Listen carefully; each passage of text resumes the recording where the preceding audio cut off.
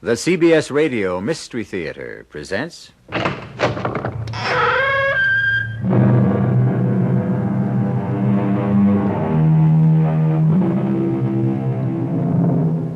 Come in. Welcome. I'm E.G. Marshall, and we're doing business as usual, featuring our full assortment of the mysterious and the bizarre.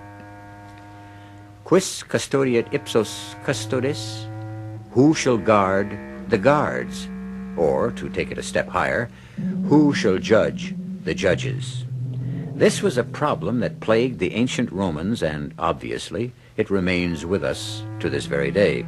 And actually, the act of judging is a highly hazardous affair, because the book warns us, "Judge not, lest ye be judged." And so, between the necessity to judge and the admonition not to do it, we human beings are in a constant state of doubt, which is not the worst thing in the world.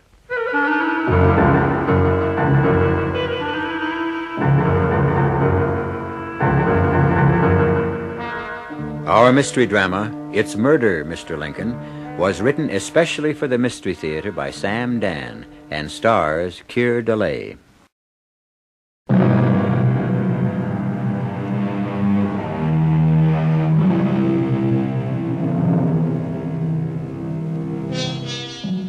When conditions are bad, we Americans always spend a great deal of energy not in finding a solution to the problem, but rather in deciding what to call it.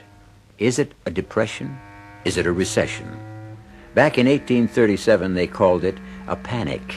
So you see, we have made progress. 1837 was certainly a year to tighten one's belt. Definitely, it was not a favorable year to embark upon a new career. And a young man named Abraham Lincoln is discovering this the hard way. He has just settled in Springfield, Illinois, where he has opened a law office. Abe Lincoln sits in his law office and waits for clients. This afternoon, as usual, he is sitting and waiting. And although he is completely unaware of it, a case is being created for him just down the street in Fellman's Tavern. Now, what I want to know is, what's the point in having Martin Van Buren sitting in the White House? Why, we might just as well have Andy Jackson. Oh, well, Tom, Andy's old and sick. Why, he's half dead. Well, better an Andy Jackson who's half dead than a Martin Van Buren who's all alive. Yes, it's a good one. Yeah, he sure is. Have to remember that one. Good afternoon, gentlemen. Good afternoon. You want to hear a good one, sir? I was just saying to this gentleman here, Mr. Ephraim Barnes, I was saying, better a half-dead Jackson than an all-alive Van Buren. Isn't that what I said, Ephraim? Something like that. Are you Tom Fellman? Yeah, in the flesh. I'd like a room. Cost you $1. All right. In advance. Owe no man anything, as it says in Corinthians. Or is it, Acts? Well, here's your $1. Thank you. Drink? Oh, no, not for me, thanks. Comes with the price of the room. I never drink while there's work to be done. Huh? Well, what's your name, stranger? You know mine. I'm Tom Feldman, and this gentleman here is Ephraim Barnes. He runs a bank. Ah, glad to meet you, Mr. Jones? Franklin Jones. What's your business, Mr. Jones? I assure you, the First National Farmers and Merchants Bank of Springfield is very much at your service. Oh, thank you, Mr. Barnes. I'll keep that in mind. Could either of you gentlemen tell me where I might find a Mr. Cyrus Darrow? Cy Darrow? He's got a farm. Big place it is, too, just north of here. Now, you just follow the road right out of town. May we inquire your business with Mr. Darrow, sir? Well, that depends on Mr. Darrow. Well, that's playing the cards close to the vest, huh? Bread eaten in secret is the sweetest, as it says in Proverbs. Or is that Leviticus? There's nothing secret about my business with Mr. Darrow. He swindled me out of some money. Now he's either going to pay it back or, well, I intend to blow his head off. Now, Mr. Jones, there's no need for that. If you have proof, you can take him to court. Well, I don't have proof, so I'll just have to do it my way. I've come here to get what's mine by rights, and I have the instrument with which to secure it. Well, that's a wicked-looking weapon you got there, sir. I fought in Florida in the Seminole War. This pistol was first and last fired in the service of my country. I earned the right to use it in my own behalf. Now, sir, you cannot flout the law. Yes, indeedy. The law is sitting right here by your side. In me, you see the sheriff, and Mr. Barnes is the judge for this term. Well, gentlemen, all I can say is that if a man don't get no justice, he will have to make his own. My room, sir? Up the stairs. First door to your right. Supper's at 5 o'clock. That young fellow bears a bit of watching. Yeah. I pity him if he goes up against old man Darrow. Cyrus will just chew him up and spit him out. Wicked-looking pistol, that. You know, I'm not a wagering man, Ephraim, but if it was, I'd lay my money on Cyrus Darrow. Poor fella. Seems kind of young to die after surviving an Indian war and all.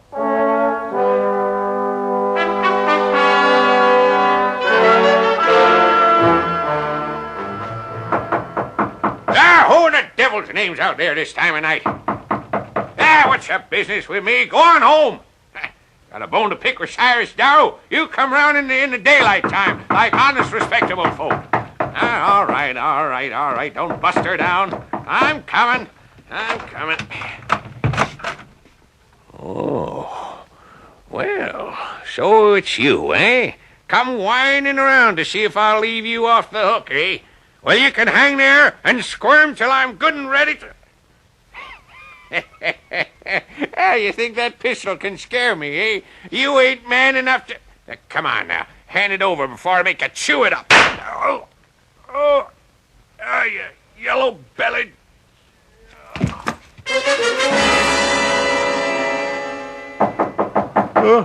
What? Who's there? The sheriff. Sheriff? That's right. Open up in the name of the law. All right. Oh, hi, Mr. Feldman. Oh, Mr. Feldman, the tavern keeper. No, sir. It's Mr. Feldman, the sheriff. You'll have to come along with me, son. What for? What for? Mr. Jones, it looks like you did what you came here to do. What's that? Kill Cyrus Darrow. Killed Cyrus Darrow, but I didn't. He's dead, son.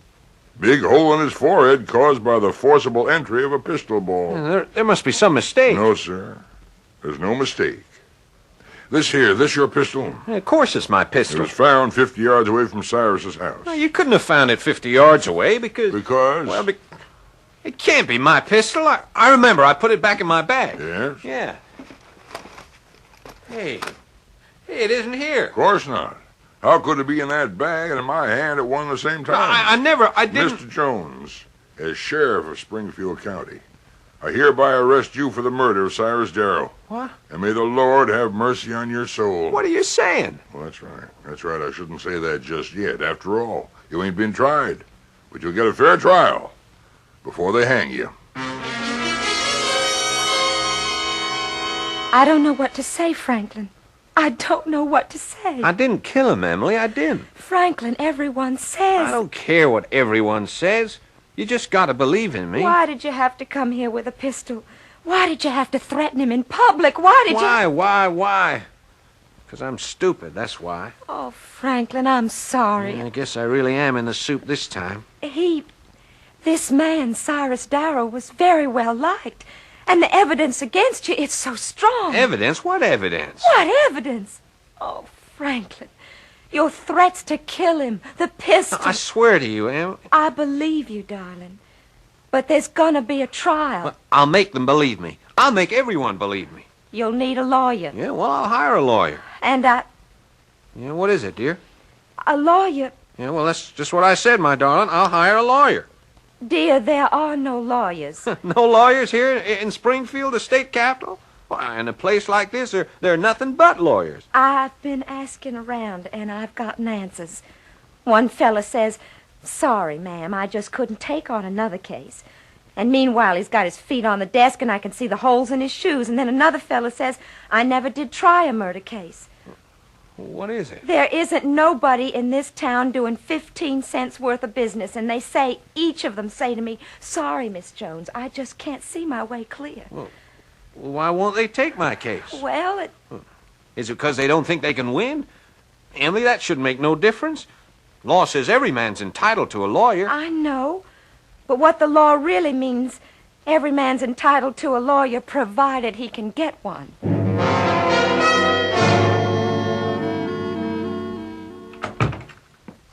Yes, ma'am? Are you Judge Barnes? Well, here in the bank this week, I'm Mr. Barnes. I don't start being Judge Barnes till next week. Now, whom do I have the pleasure of addressing? My name is Jones. Emily Jones. Mrs. Franklin Jones. Oh, Judge, my husband can't find himself a lawyer. well, surely, Miss Barnes, in all of Springfield, there must be somebody who Don't mind ruining his reputation? Now, Miss Barnes, lawyers don't see things that way at all. Then how does it happen no lawyer's willing to defend my husband? Well, it's a busy time. How busy? Look at your bank. Ain't a soul in here except you and me. Yeah, well... Well, what, sir? People going broke left and right, nothing being brought in or sold, no contracts to draw up. What are all these lawyers doing? Well, I'm sure if you look around... I looked. I looked everywhere. And everybody's turned me down. Everybody? Everybody. Ah. Have you spoken to a man named Lincoln? Abe Lincoln? Abe Lincoln? No, the names ain't familiar. Well, why don't you give Abe a try? He's the kind of lawyer who'll take any case he can get. Well, I must say, Judge, that don't sound like a very enthusiastic recommendation. Well, ma'am, it's the only recommendation I can give you.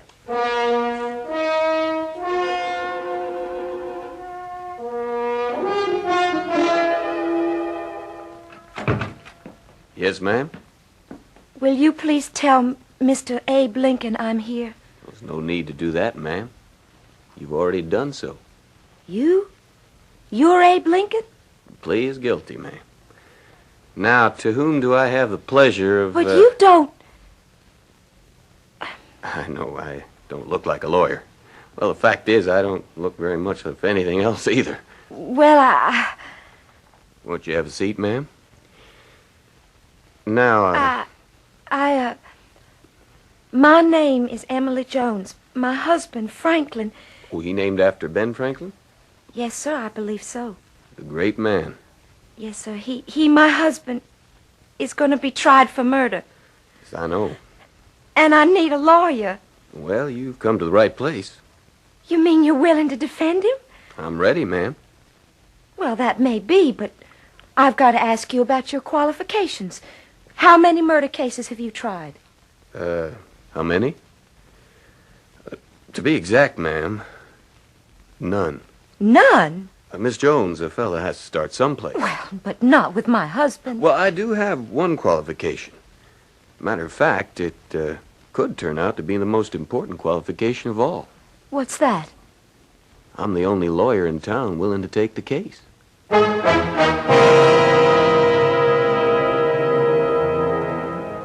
Didn't Longfellow say, "Lives of great men all remind us we can make our own sublime, and departing, leave behind us footprints on the sands of time"? Yes, he did. However, what we should realize about the lives of great men is the fact that most of them weren't always great. Can you imagine being unhappy to have Abraham Lincoln as your lawyer? I'll return shortly with Act Two.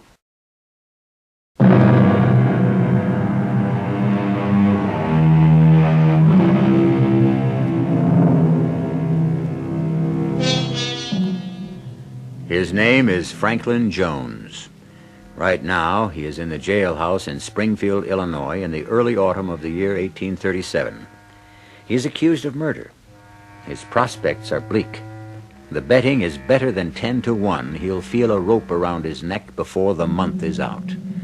The odds have not been lowered by the fact that his lawyer is a young man named Abe Lincoln. And who was in the tavern when you came in? Mr. Fellman, Mr. Barnes. No one else? No, no one else. I asked if they knew where I could find Mr. Cyrus Darrow, and they asked why, and I told them. couldn't you tell them that it was your own affair? Well, I didn't. Oh, you always have to be bragging about something, no matter how many times I tell them. Please, Emily. Mr. Lincoln here ain't interested in our personal business. Oh, but I am. You are? Why? Because you never can tell what might be important.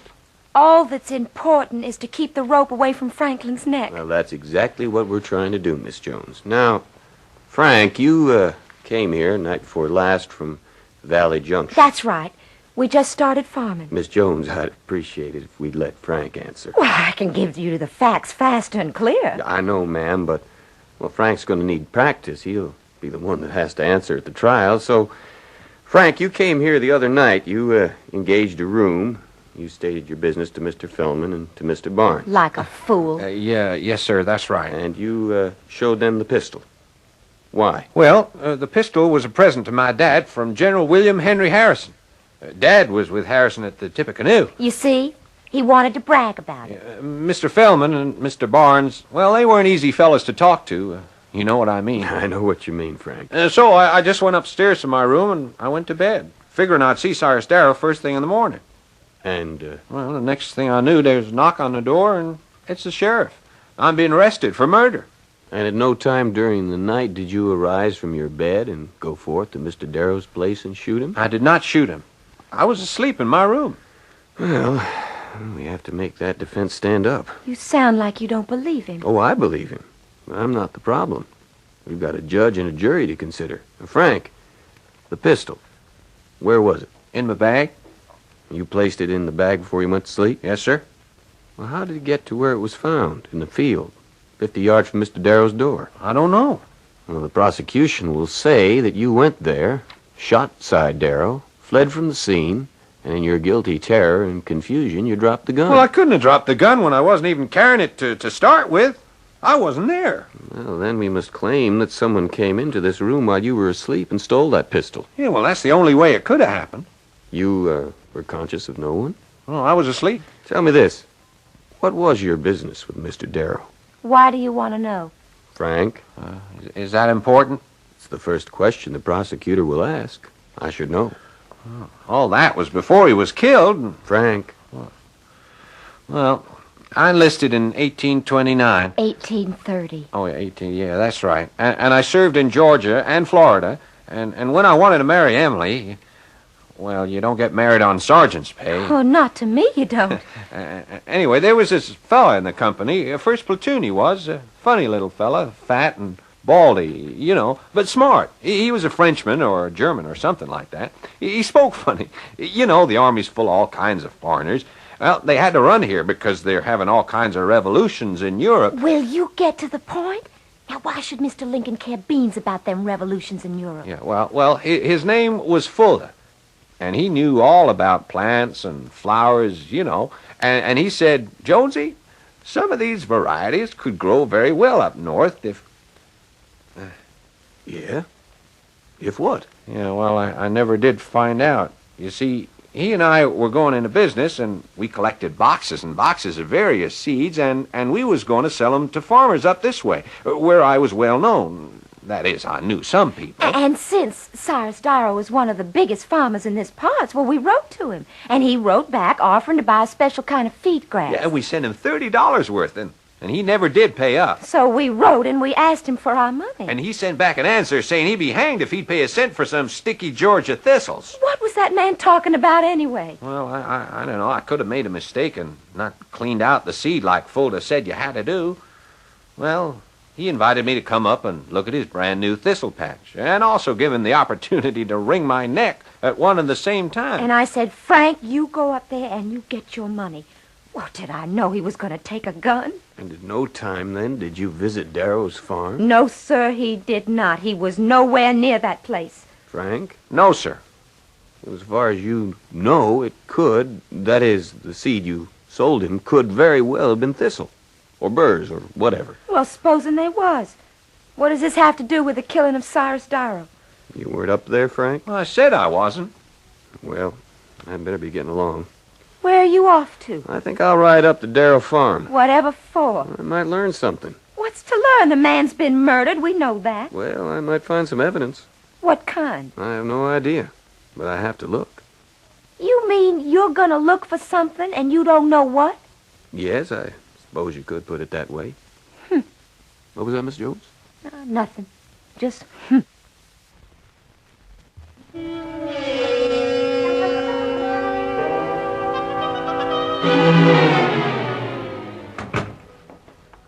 Hello, Abe. How are you, Tom? Fine. Sit down.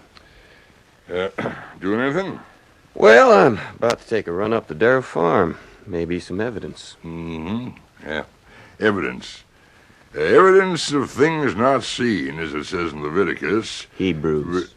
Yeah. Leaving soon? Well, I'd like to get back before supper. You've taken the Jones case. Yep. I was retained this morning. Well, Abe, you think that's wise? Wise? I'm a lawyer. Well, you have to think of your career. You know, you gotta lose that case. It's plain as a cabbage on a rose bush. The boy's guilty. Wasn't that why we're having a trial? Oh, we're having a trial because the law says he's got to get one. You know what the verdict's going to be.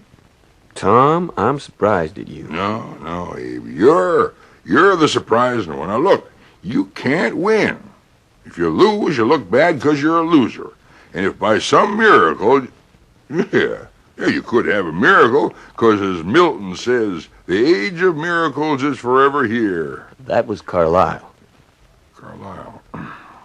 Well, anyhow, if by a miracle you win, well, folks will resent it. Why? Well, the boy's so obviously guilty, people want him to hang. Look, Abe, I'm thinking of your future. My future? Yeah, you could have a great future in politics. I've seen you operate. Why, it was you single-handed got the state capital to move up here from Vandalia. Oh, no, that's not really true. It is.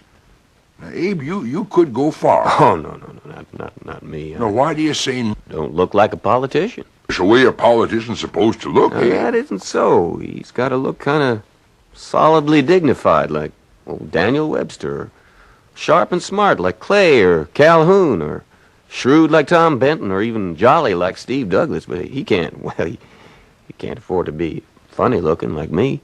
Well, I wouldn't say it was all that funny looking, Abe. I'm too tall, too thin, and I'm too bony and gawky. But you got all the brains. Well, brains alone was never enough. Abe, is there some way you could get out of trying this case? No, I mean it for your own good. Cy Darrow was well liked. I wouldn't get out even if I could, Tom. Cy was very well liked, and folks are mad. You think about that. Well, there's nothing to think about. Well, just thought I'd paint your picture. After all, as William Shakespeare said, forewarned is forearmed. No, that was Miguel Cervantes.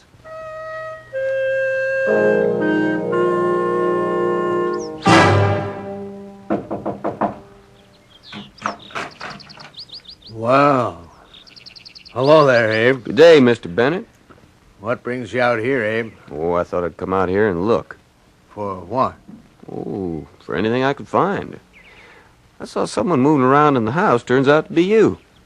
Well, I was his lawyer. I'm just getting his papers put together. Well, come in.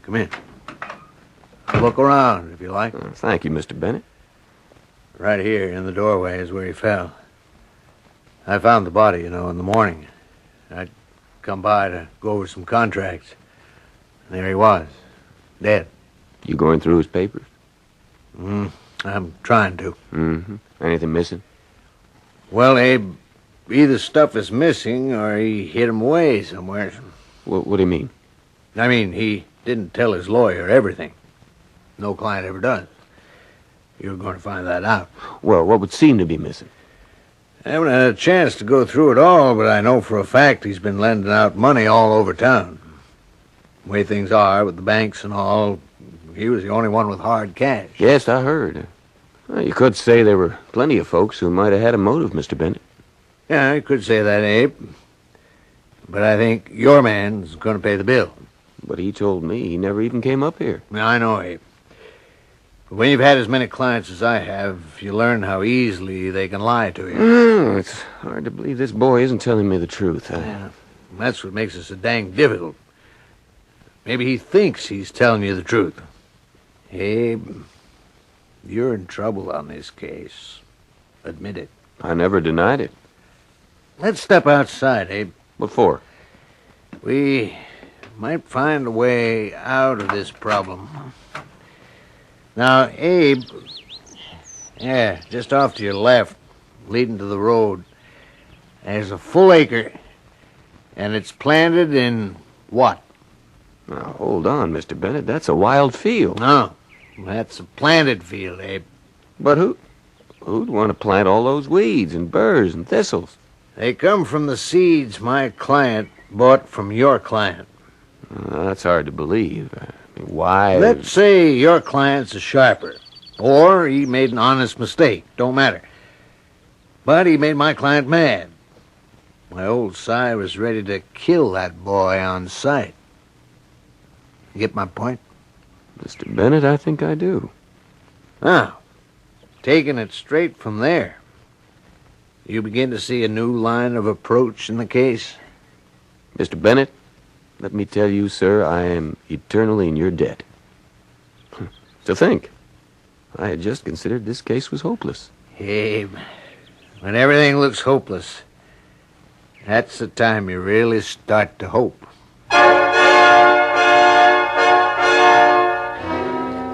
And, of course, that was a lesson that Abe Lincoln never forgot. Certainly in the years to come, he would be faced with more apparently hopeless situations than almost any other president. But our concern is with the case in hand. And what is the light that has suddenly dawned? Well, that will all be made visible when I return in just a few moments with Act 3.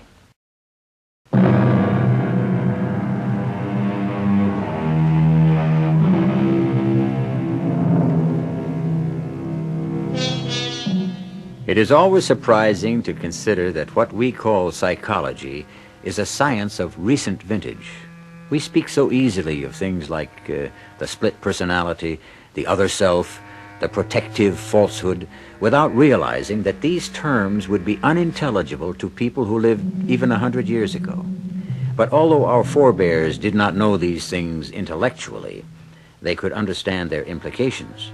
After all, Sigmund Freud was only 10 years old when Abe Lincoln died, yet Lincoln already sensed a great deal of what Freud was to discover. No, Mr. Lincoln, he don't lie to me. That's one thing he don't do. He don't lie to me. Emily, maybe he has no choice. What do you mean? Well, maybe he's afraid he'd lose you if you knew he was a murderer.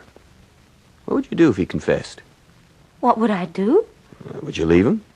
Well, You see? Oh, I'd raise up a storm, I guess. I'd holler and rip, but afterward, well, I'd stand by him. Well, then you must convince him of that. But will it save him? At least it's a defense. I could plead it. This way, all I'm doing is begging the mercy of the court. But will it work? Self-defense always gives a man a chance. How much of a chance? Well, I'm a lawyer, Emily. I'm not a prophet, but we can get witnesses to prove that Si Darrow was furious with Franklin. But why? Because Franklin had sold him nothing but weeds. How do you know? I was up there, Emily. I saw them. A strange kind of growth for this part of the country. Brambles and burrs and weeds. It really wasn't Frank's fault, Mr. Lincoln. He just doesn't know. But Cyrus Darrow was boiling mad. Now, oddly enough, this could create some sympathy for Franklin. How? They'll all think Frank was a swindler. Well, maybe not a swindler, more of a sharper. Oh, what's the difference? Well, Emily, you have to know these old horse traders up here. They might even admire him. Why? Because he's done something nobody else was ever able to bring off. What's that? He got the better of Si Darrow in a deal. And he went up to Seaside to brazen it out, being careful, of course, to bring his pistol. The fact that the pistol was given to him by General Harrison won't hurt either. Well, then, you think we've got a chance? Yes, Emily, I would say, what with one thing and another, we've got a fighting chance. No! No? What do you mean, no? You heard, Emily. I said no. But Mr. Lincoln just explained. I know what Mr. Lincoln just explained. Don't you understand? If you don't plead self-defense, you're sure to hang. Well, I ain't gonna do it. Why? I told you once. I told you 1,000 times. I wasn't there. What, Frank? I didn't kill him. I give up. What can you do with him, Mr. Lincoln? Mr. Lincoln, Would you want me to get up there on that stand and tell a lie? Is it a lie, Franklin? You mean you didn't kill Cy Darrow in self-defense? Huh. Here's a hole to be in. A man's wife won't believe him. His lawyer won't believe him. Frank, we only Franklin, I can only plead the defense my client gives me. Since I wasn't at the scene of the crime when the murder took place, I don't know what happened. Well, I don't know neither. I wasn't there myself. I was asleep in bed in my room at Fellman's Tavern. But, Franklin, nobody's going to believe that. Well, ain't that what I got a lawyer for, so we can make folks believe me? Or is this case too tough for you, Mr. Lincoln? Well, it's tough enough. Hey, did you find anything up there at Darrow's place? How'd you know I was up there? Well, look at your pants. Oh yeah. Yeah, them little burrs. Almost too small to see, unless you're looking for them. Yes, sir, you'll be picking them off your pants legs for weeks. I thought I'd gotten rid of most of them. No, sir, they're hidden where you can't even see them. And some of the seeds, why, they'll even germinate on the clothes, seems like. You better boil those pants. Well, thank you. I guess Darrow was right, Emily. We did sell him weeds. I didn't mean to, Mr. Lincoln. It's just that Corporal Fulda would have known what to do. He said you had to wash the seed in something called alkali. I don't even know what it is. What are you going to do now, Mr. Lincoln? Tell me, who else was in the tavern when you came in? Well, I told you, just Mr. Fellman and Mr. Barnes. Nobody else? No, sir. You positive? I'll swear to it. Well, do you know anyone in the town? No, sir. Not a single solitary soul. Why do you ask? Well, Emily, it's about time I started asking questions. But you've been asking questions all along. No, not the right questions, and I haven't been asking the right people either. Well, Abe, I can only tell you the boy insists on having a rope put around his neck. Well, he refuses to plead self-defense. In my opinion, he'd rather die having his wife think he's not a murderer. I believe him. It can be a dangerous business when you start believing clients. It can even be a more dangerous business when you don't. What can I do for you, Abe? You been through all the size papers yet? All I was able to turn up. Would either Tom Fellman or Ephraim Barnes have owed him money? Well, now, Abe, this is a lawyer-client relationship. You asking me to break it? Well, the client's dead, Mr. Bennett. And I'm not asking out of idle curiosity. Yes, he did have a mortgage on Fellman's. I thought Tom Fellman owed him the place free and clear. It's been a money-maker for years. Don't you know there's been a panic on? There ain't a nickel's worth of cash to be had. Well, why would Tom Fellman go to Cy Darrow when he could get money at bank rates from his good friend Ephraim Barnes? Banks don't have it either, Abe. Did you find any papers for either Tom or Ephraim? What are you trying to say, Abe? I'm just asking, Mr. Bennett. To answer your question, no. There was no papers for either one of them. And yet, they both owed him money. I'm reasonably sure of it, Abe. Well, thank you, Mr. Bennett.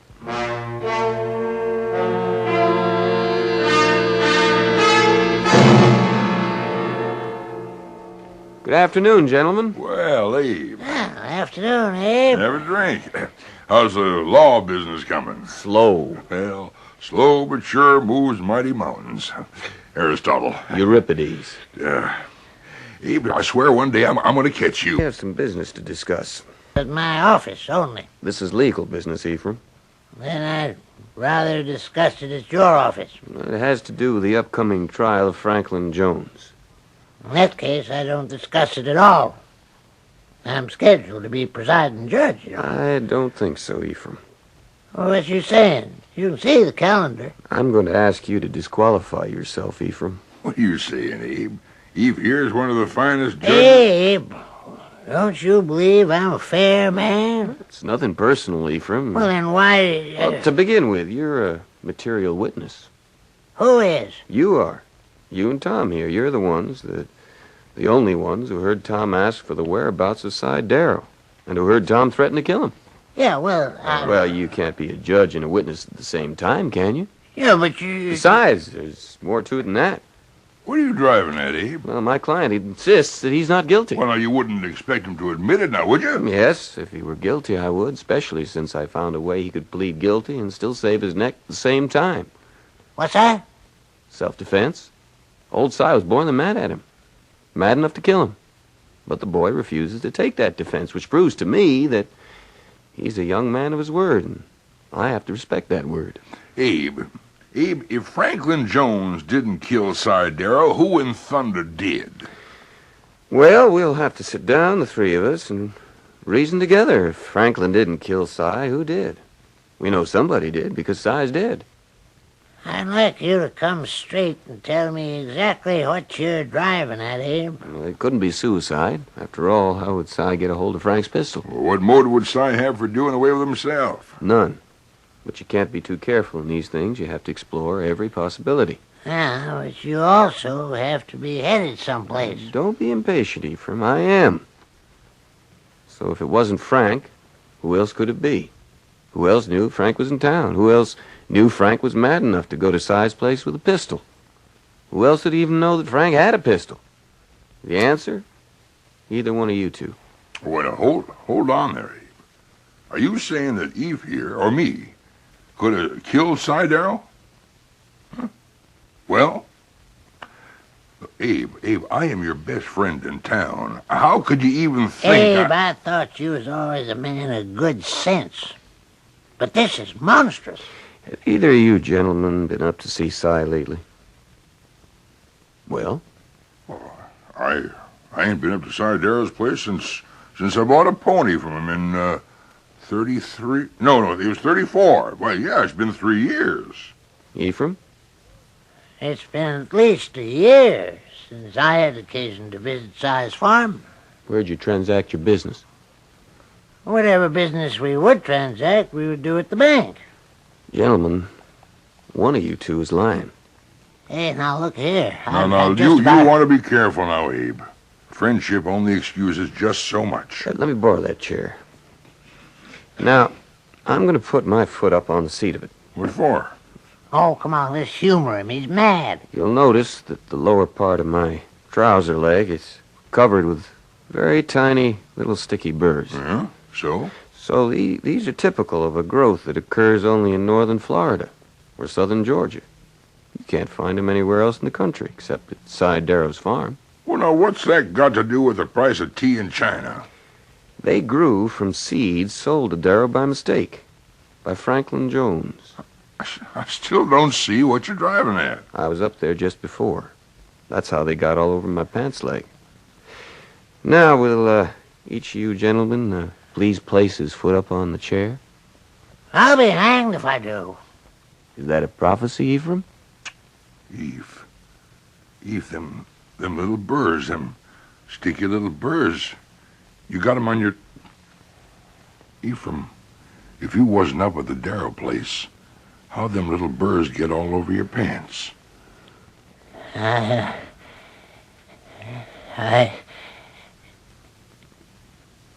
Pour me a drink, Tom.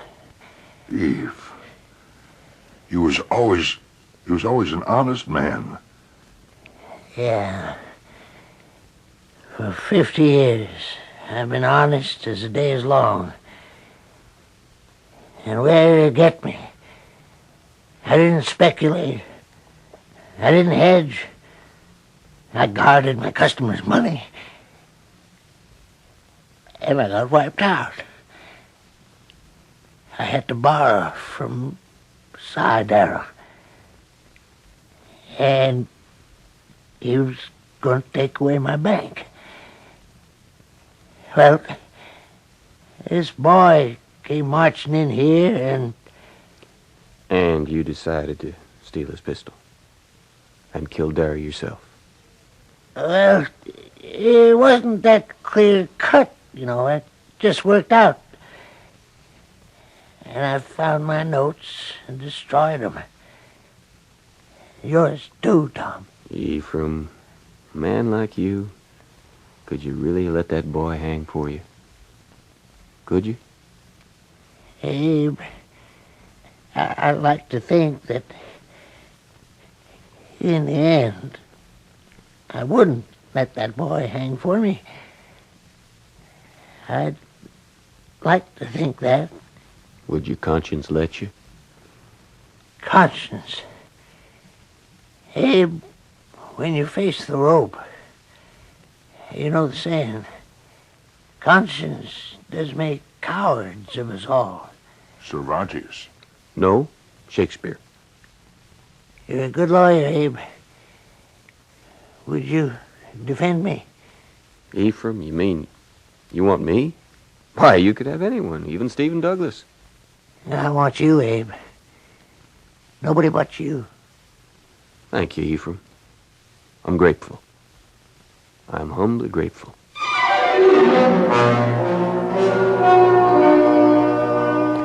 Well, the case went to trial with a new judge and a new defendant. And the young lawyer Abe Lincoln argued ably and well.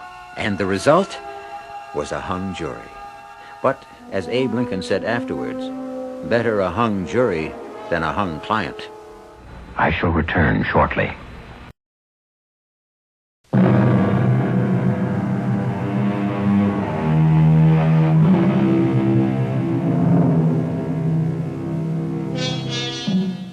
Franklin and Emily Jones, Tom Fellman, Ephraim Barnes, they are all obscure footnotes in the book of Abraham Lincoln's life.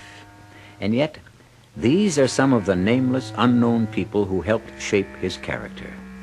All around us are young men and women whom we, in our anonymous fashion, are also molding by our precept and by our example. And we are molding them into what? Think about it. Our cast included Keir DeLay, Jennifer Harmon, Paul Hecht, Joe Silver, and Robert Dryden. The entire production was under the direction of Hyman Brown.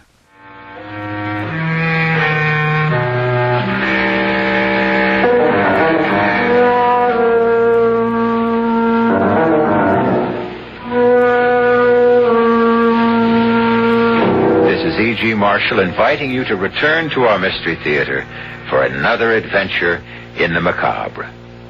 Until next time, pleasant dreams.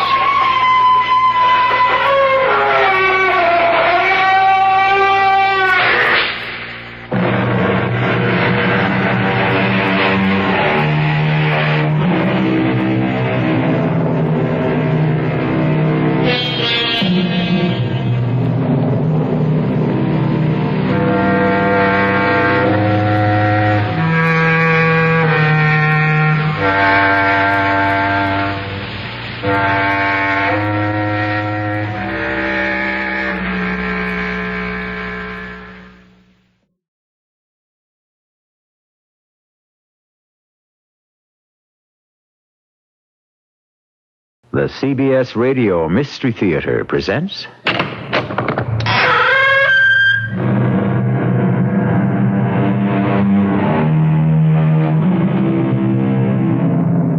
Come in.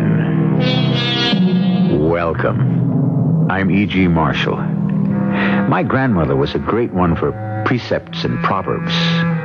One of many I remember is, "He that doth what he will, doth not what he ought." That was Grandma's warning against willfulness. The amazing lengths to which perversity can lead you is the extraordinary mystery by Mr. A. Conan Doyle. About to begin.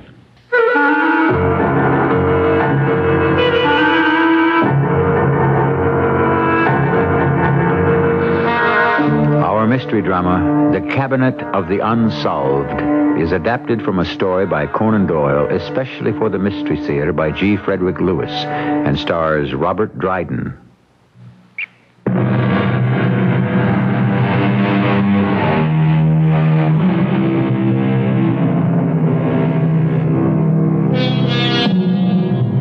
Yes, will is the cause of woe. Perversity, pig-headedness, obstinacy, all these principles of evil can lead a young man down a path from which there is no turning or returning. We are all born into this world the same way, but the roads we choose are too often our undoing, to which Inspector John Hilliard of Scotland Yard can well testify. There is a display cabinet at the yard marked Unsolved. In it are items of clothing, weapons, empty bottles of poison, a parasol, even a pocket Bible. Evidence still insufficient to bring the guilty of various crimes to justice. I had in my hand a letter just received, which at long last might be the key to solving the Manchester Express murder, a case which began in London's Euston Station at 4:30 one blustery March afternoon. Are you taking a Manchester Express, sir? Yes, we are. First-class coach, please. Are you the train guard? I am. If you and your lady will follow me, I'll find your compartment. Oh, one that is empty, if you please. My wife doesn't wish to be disturbed during the journey. I will if I can. But the 5:00 in Manchester is generally crowded. Hey, here we are. Hey, let's try this compartment door, shall we? Oh. I'm sorry, sir. I'm looking for a vacant compartment for this lady and gentleman. That was a smoking compartment. That man in there was smoking a cigar. The lady cannot abide smoking. We'll give it another try. If we'll have to look sharp, the train's about to leave. This one is vacant, sir. May I hand you up your Gladstone bag? No, never mind. Well, in you go, madam. You'll have the entire compartment to yourselves. Now, you, sir. You sure you don't want a hand with that bag? I said no. Now shut the door.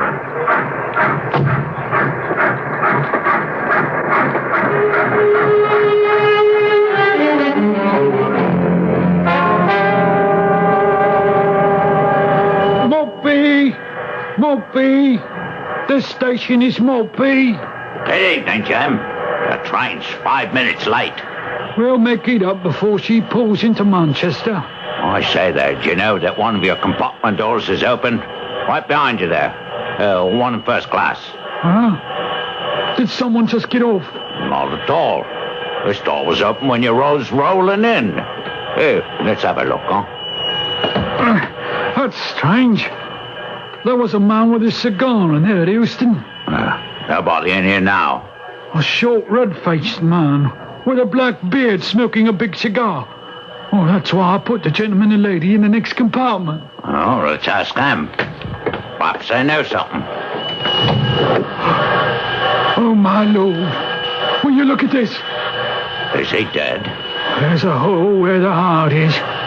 A bullet hole, I warn you. Lying there. Such a young fellow. Did he get on at Euston? Well, not to my knowledge.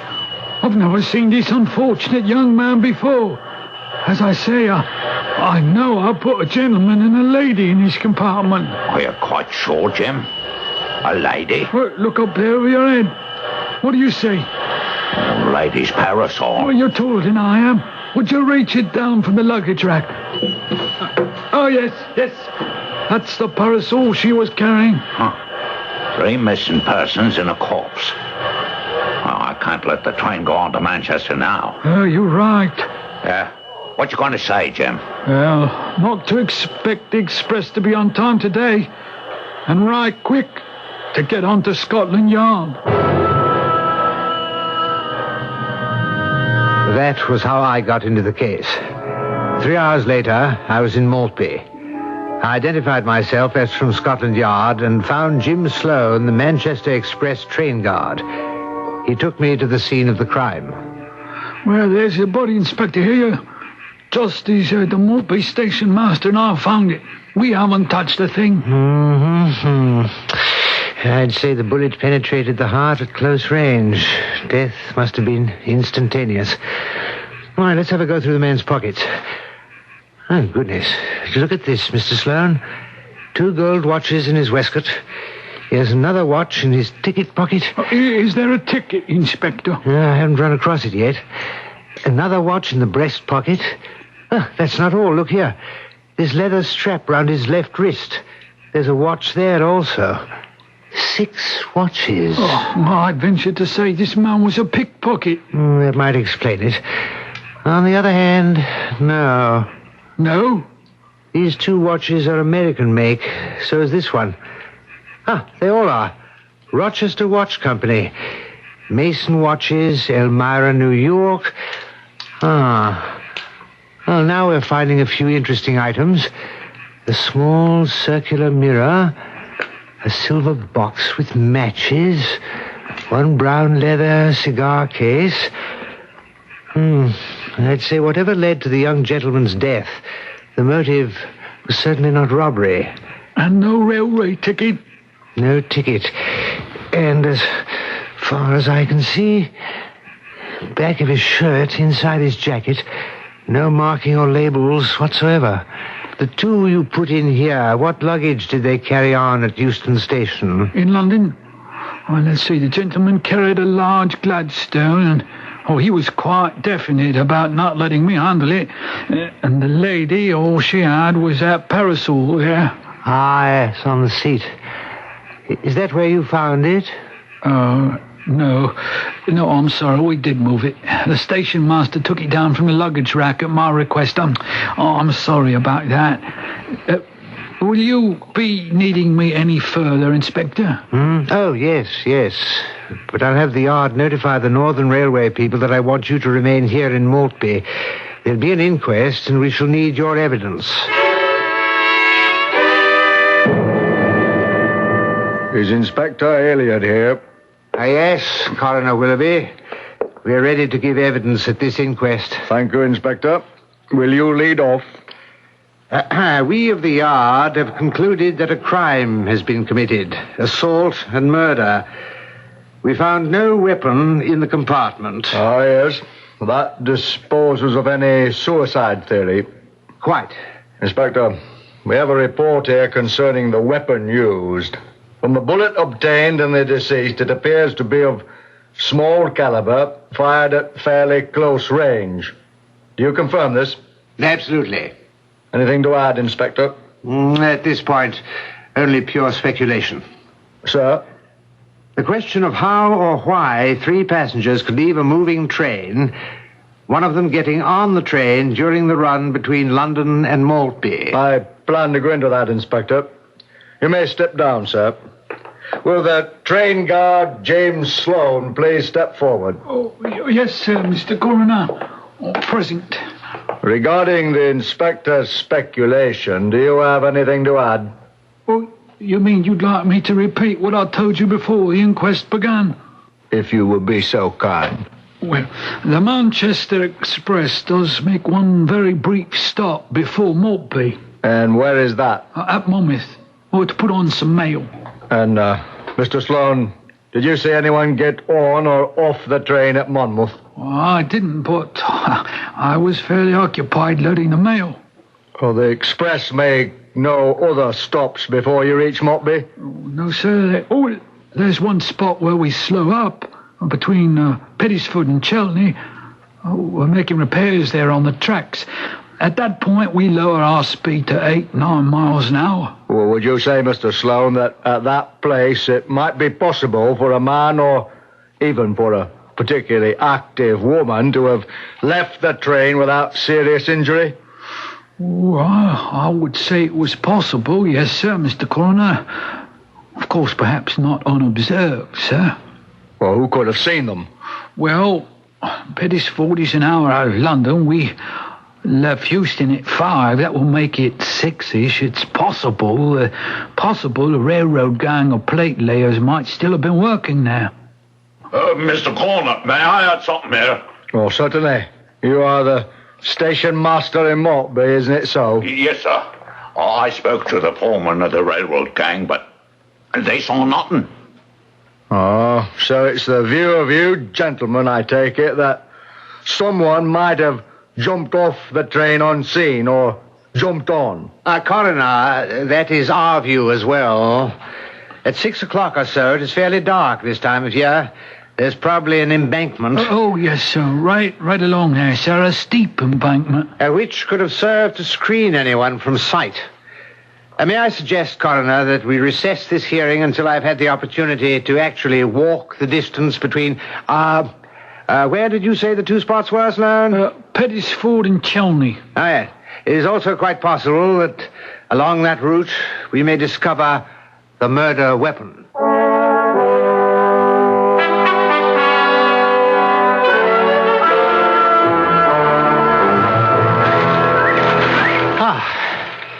How far have we come, Sloane? Well, I'd say from down here, Inspector, checking the markers on the tracks up there, we walk a bit over 3 miles. Another mile or so, we'll be at Pettisford. We've been walking quite the reverse of the direction the express took, right? going due south. Oh, yes, Inspector. Where we started walking at Tony is where the Manchester Express again picks up its normal speed. Now, in about 100 yards or so is where the train slows up for the track gang. Ah, well, we haven't run across them. Oh, well, no, it's Sunday, sir. Nobody works on Sunday. So it is. You keeping your eyes open, Sloan? Indeed I am, sir. If there's a gun lying somewhere along here, it won't escape me. Wait a minute. What's this? Well, it's a pocket Bible, sir. Well. What's it say inside? Printed by the Bible Society, London. To my beloved Mary on our wedding day. But the date is obscured, smudged. Under that, for Michael from Mary, August 10th, 1865. And then a third inscription, for Edwin from his loving father. No date. All first names. Oh, that's too bad. Oh, why is that, sir? This Bible might belong to anybody. No way of identifying to whom it belongs. Oh, well, let's keep on walking. Oh, Inspector, look there. Those marks on that big flat rock. Sloan, I think you found something. Is it, I wouldn't take an oath on it, but those stains are not very old. Someone was badly hurt here. I'd say those marks are blood. Nothing can be more frustrating to students of sleuthing than mysterious disappearances. Couple that with a corpse that rode a train without a ticket, and you've got reason for a lot of head-scratching by Inspector John Hilliard. Does he come up with splinters or solutions? Wait and see when we return with Act 2.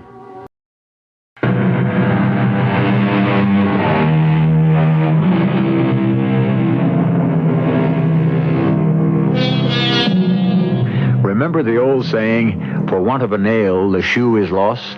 For want of a shoe, the horse is lost. For want of a horse, the rider is lost. What does that tell us? Don't overlook the tiniest detail. It is that ability to probe and to question that has made Inspector Hilliard his reputation. And sometimes you add up 2 and 2, and 4 is not the answer. Inspector Hilliard, are you prepared for the resumption of our inquest into murder discovered in a first-class compartment of the Manchester Express? I am and I am not. Aren't we being a little cryptic, Inspector? Coroner Willoughby, we found no identification or manufacturer's labels on the garments worn by the deceased. No papers, some money, a strange, small, circular mirror, and 6 American pocket watches. Well, have you any theory how the deceased came to be inside the train compartment and yet apparently not visible when the train guard let in the gentleman and the lady? Yes, I have. He could have been concealed under the seat, which leads me to the second part of the theory.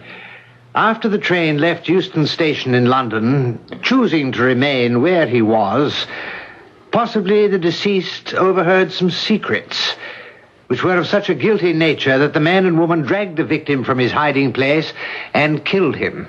You put the death then down to an accident of meeting? Not the means. That was quite deliberate.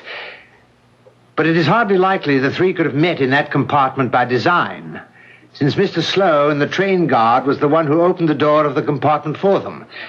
The compartment he had intended them to occupy was taken by a gentleman smoking. A gentleman who, at this point, is also missing. Quite.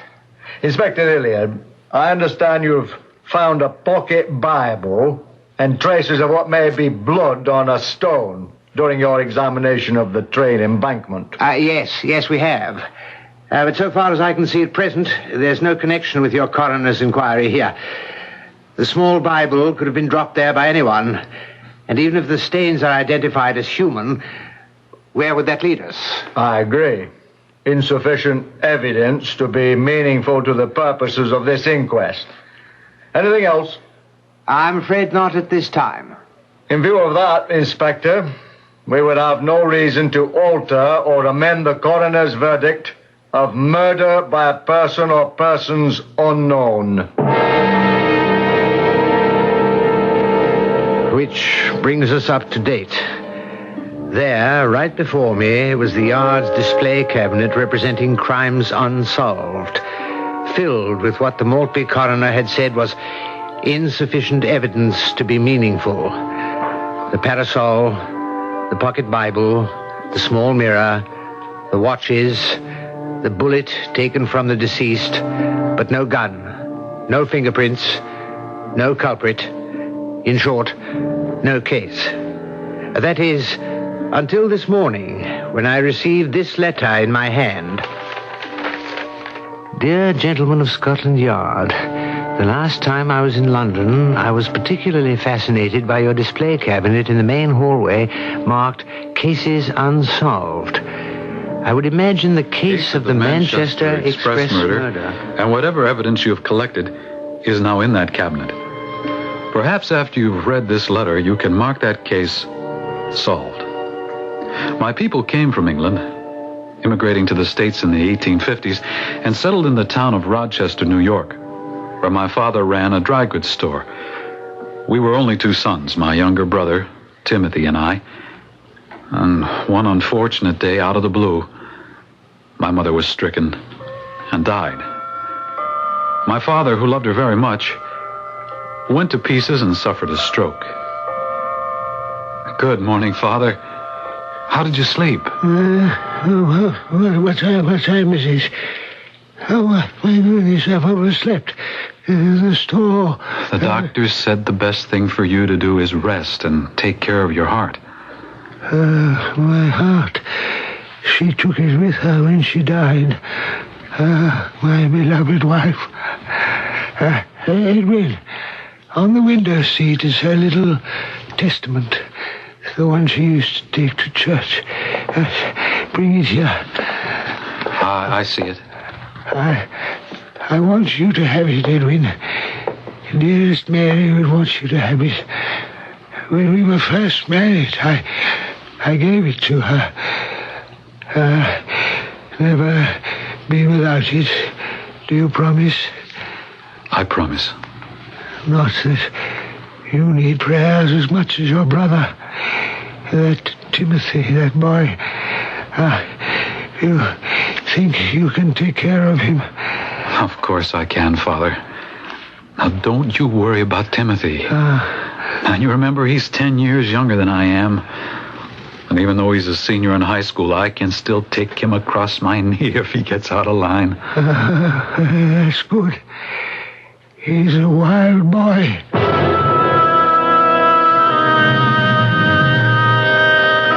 It's really about my younger brother, Timothy, that I'm writing you, gentlemen of Scotland Yard.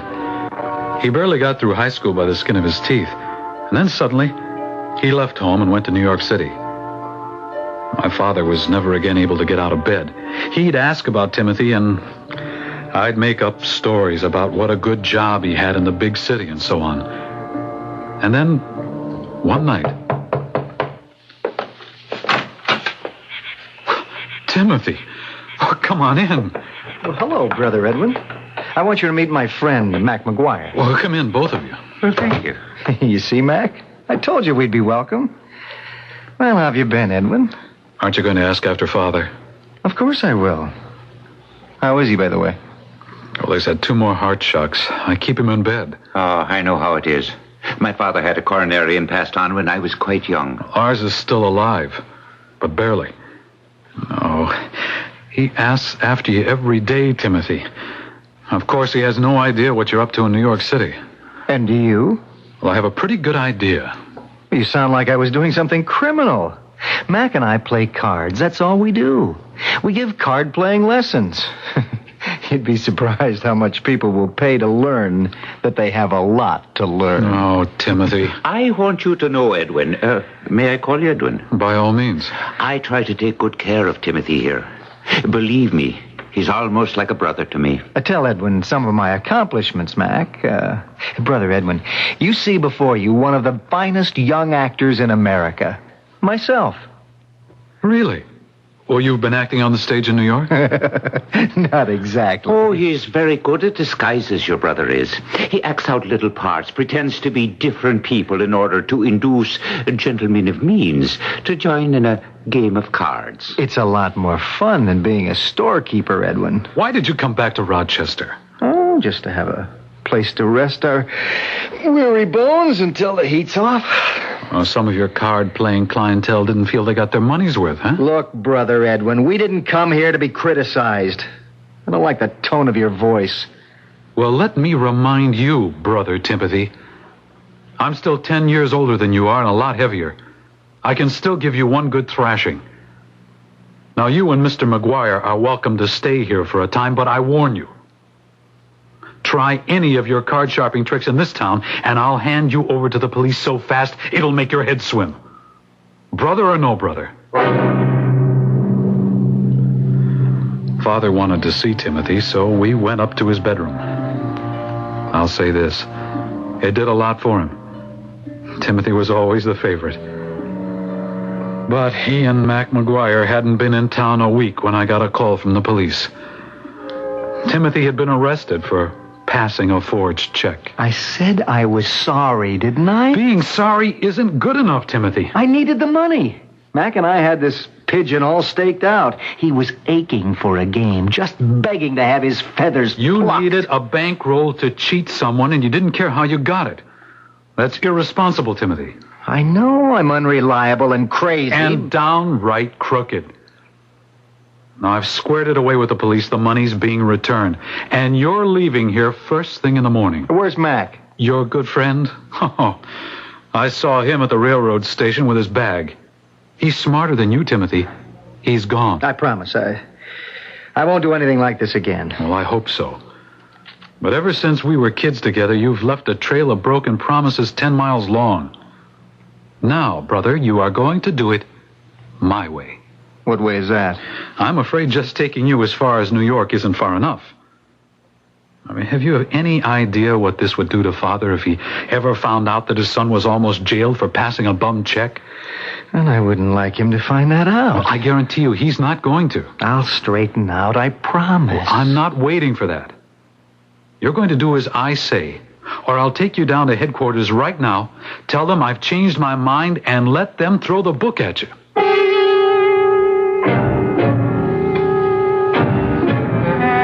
The next morning, I got a nurse from the hospital to come in and take care of Father.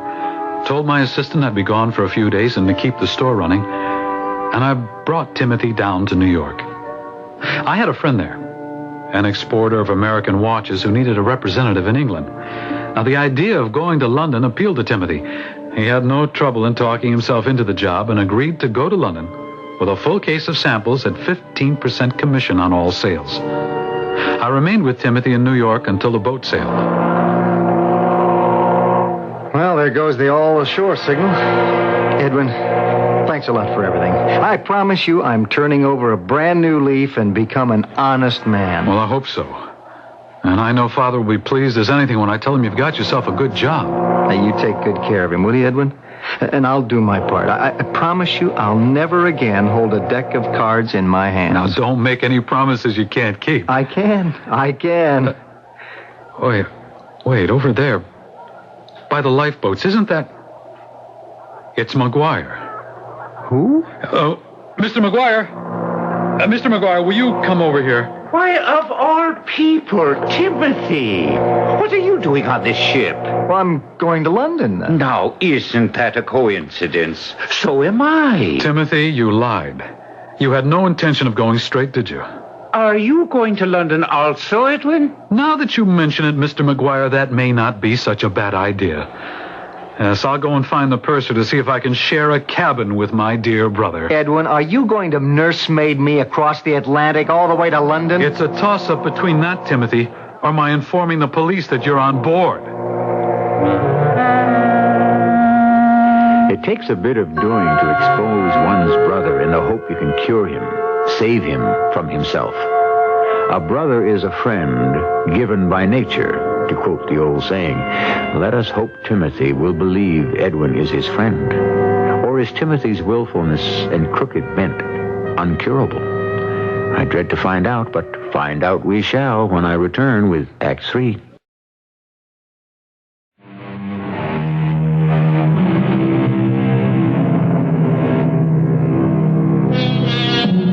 Oh, where are we? Oh, yes.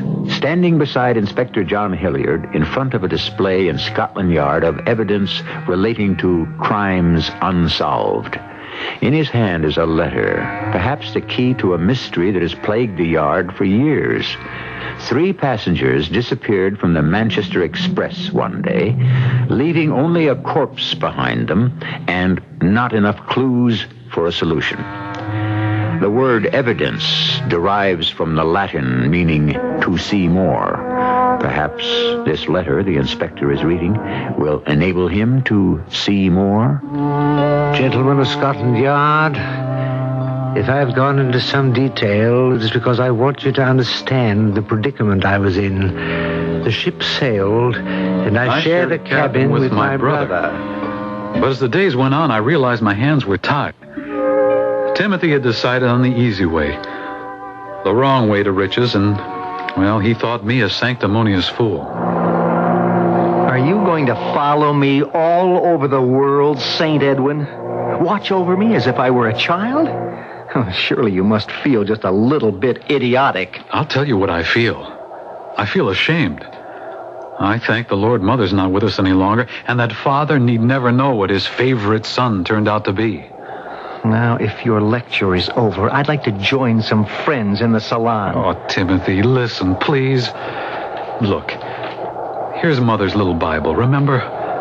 The one she used to take to church. Yes, I remember. Well, for her sake, give it up, this life of yours. You still can. Put your hand on Mother's Bible and this time promise. Mac is waiting for me. I'd like to go now. You have a good job in London. You're a good salesman. I'm not cut out to be a salesman. Father was, you are, but not me. Then why did you take this job? Why not? The old fool paid my passage. I always wanted to travel the Atlantic on a steamship. Mac said we could clean up from Block Island to Southampton. I couldn't give up. Somehow, I had to make Timothy see the error of his ways. In the ship's salon, I found him and that McGuire playing poker with 2 passengers. Two lambs about to be fleeced. I knew that if I didn't warn them, I was no better than an accomplice. Gentlemen of Scotland Yard, as I walked over to the table, I kept saying to myself, this is the right thing to do. I'm not being a Judas betraying my brother. I'm saving him while there is still time. Hello, Edwin. Gentlemen, may I interrupt this game for a moment? No, you may not. Go away. We're playing and we do not wish to be disturbed. Your dear Timothy. Please, Edwin, will you go away? Now, don't make a nuisance of yourself. Timothy, will you get your brother out of here? This gentleman is Mac McGuire. Have you been introduced? You see, Mr. McGuire is one of the most notorious card sharpers in the United States. Prove it, you meddlesome idiot. Oh, I'd be glad to. I'll sue you for slander. Will somebody fetch a captain? Mr. McGuire, if you will turn up your right sleeve to the shoulder, well, go on. Don't you wish to sue me for slander? Well, go on, Timothy. Don't stop dealing the cards on my account. Why, gentlemen, look what we have here. Indeed, what have I picked up from my brother's lap? Well, do you know what this round little mirror is, gentlemen? Give that back to me. Oh, certainly, Timothy. Take it. Well, gentlemen, let me tell you how it works. One sits back a bit from the table, lays the mirror face up on the lap, and as you deal... why, you can see the face of every card you give your adversary. You see, one can learn a great deal about card sharping if one's brother is in the business. I'm getting out of here. The game's over, gentlemen. As I write this letter so many years later, I recall that Timothy was very quiet and reserved as we arrived in London. I installed him in a flat, and he seemed quite shaken by the scandal aboard ship. Or so I thought. He started the rounds of selling his American watches, and I was delighted he appeared to enjoy his work. It seemed to me he'd turned the corner. and I decided I could safely return to Rochester. I went along to the steamship line, purchased my ticket, and returned to the flat. Well, who just walked in the door if it isn't Brother Edwin? McGuire, what are you doing here? He's helping me pack, can't you see? Where are you going, Timothy, and why? Well, it's rather a long story, dear brother, and we don't have the time to tell it. A little problem has presented itself, so we thought this might be a good time to go up north and enjoy the country air. Have you been up to your old tricks with McGuire again? I thought you promised me that you would... We met purely by accident and just happened to get into a little game at the Railroad Hotel. Stupid loudmouth, all that shouting just because one of them bent down to tie his shoelace and found an extra ace on the floor. Hurry up, Timothy. Trains wait for no man. Tim's not leaving here. If he's broken the law, it's about time he paid for it.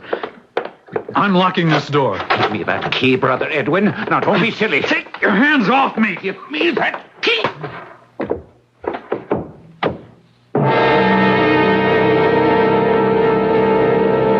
When I came to, McGuire and Timothy were gone. I thought I'd heard Timothy say something about the Manchester Express. I pulled myself together and hailed a cab to Euston Station. The express had not yet left. I promised myself I'd go all the way to Manchester, find my brother, and do everything in my power to get him back on the straight and narrow. I found a compartment at the smoking end, got inside, lit up a cigar, and waited for the train to leave. Oh, I'm sorry, sir. I was looking for an unoccupied compartment for this gentleman and lady. There's a man smoking in there. No, that won't do. The lady cannot abide smoking. Find us another one. It was McGuire, disguised. And standing behind him in a long cape was Timothy, made up to look like a woman. A wig and a black veil down his face. His disguise, complete with lady's parasol, didn't fool me for a moment. When we stopped at Monmouth to take on mail, I quickly changed compartments. There were no corridors between compartments like on American trains. The doors opened only to the platform, but nobody saw me. I should have locked our compartment door. Didn't I tell you, Timothy? Brother Edwin would find his way in here. Well, how's your jaw? Timothy, for heaven's sake, listen to me. I've been listening to you all my life. Preach, preach, preach. That's all I've ever heard. Oh, look at you. Wearing those ridiculous curls, a veil, pretending to be a woman. I had to wear all this. How do you think I could get by the cops? It's good, isn't it? Oh, Timothy, please come to your senses. Are you going to spend all your life cheating and running? Haven't you got more pride? What's happened to you? Oh, do I have to sit here the whole way to Manchester listening to this Boy Scout brother of yours? I'm not talking to you, McGuire. Well, that suits me fine. Just don't cross me. Oh, come on, Mac. You don't have to threaten anybody. He means well. It's just the way he is. You don't see yourself at all, do you, Timothy? The conductor's been around to punch tickets, so I'm taking this stuff off. I'll shove the wig and the veil and the cape into the Gladstone. Where'll I put the parasol? Timothy, you can't go on like this for the rest of your life, stealing people's money and having to skip town. I like this kind of life. There's excitement to it. Oh, you're so stupid you don't even see that you're being used. Why don't you go run a Sunday school, Brother Edwin? Don't listen to him, Timothy. I'm not. I can't breathe this stuff here with you two. What are you doing? Opening this window. Getting some fresh air. Give me that bag. What are you doing? There it goes. Out the window. What did you throw the bag out for? It's got all my costumes in it, everything. If nothing but disguises stands between you and jail, when we get to Manchester, to jail you'll go. Listen, you, he's my partner. You're not going to bully him. If prison's the only way to keep you out of Timothy's life, I'll make sure he gets there. You see this, Brother Edwin? Mac, don't do that. Put that gun away. I'd like you to leave this compartment right now. He can't get out now. The train's moving too fast. Just jump out the window after the bag. You know something, McGuire? You're crazy! I made a jump for McGuire's gun, and it went off, hitting Timothy right in the heart. He fell to the floor. We stood there, horrified. I knelt down and listened. He was dead. At that moment, the train started to slow down. Why? I don't know. McGuire saw his chance to escape, opened the compartment door and jumped. I jumped right after him. He wasn't going to get away from me. The two of us rolled down the embankment, and then I blacked out.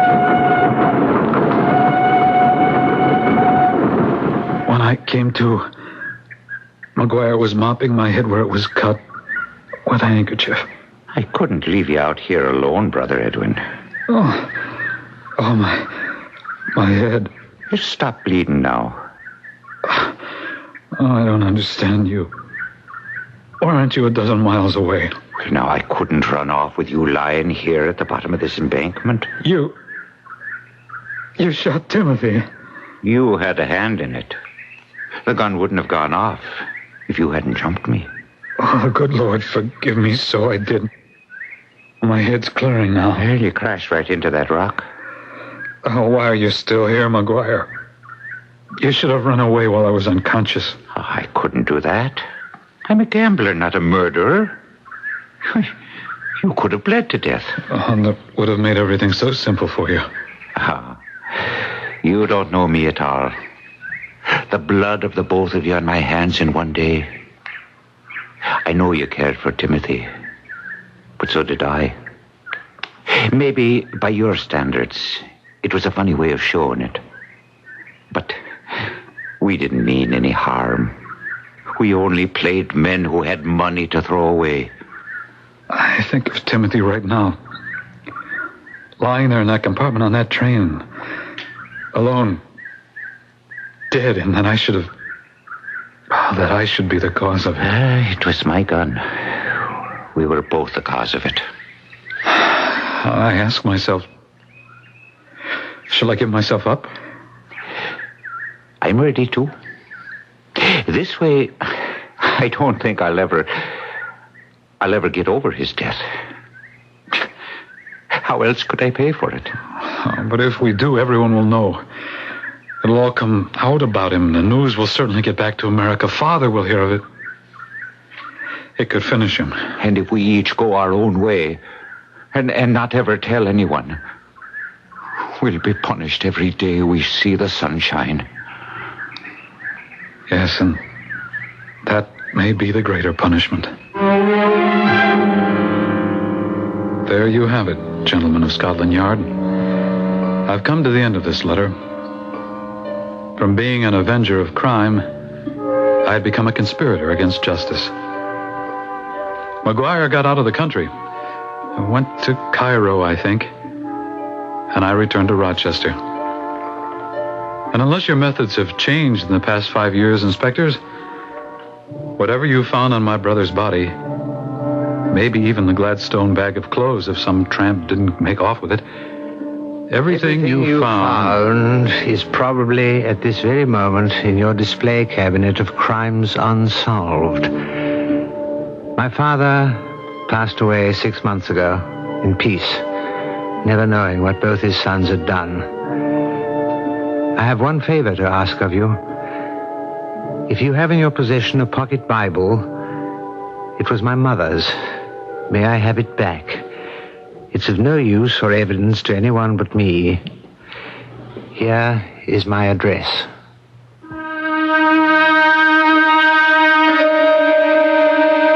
Inspector John Hilliard unlocked Scotland Yard's cabinet of the unsolved and withdrew a small pocket Bible. In its place, he pinned a letter he had been reading. Though the case of the Manchester Express murder was technically solved, it could never be called closed. I shall return shortly.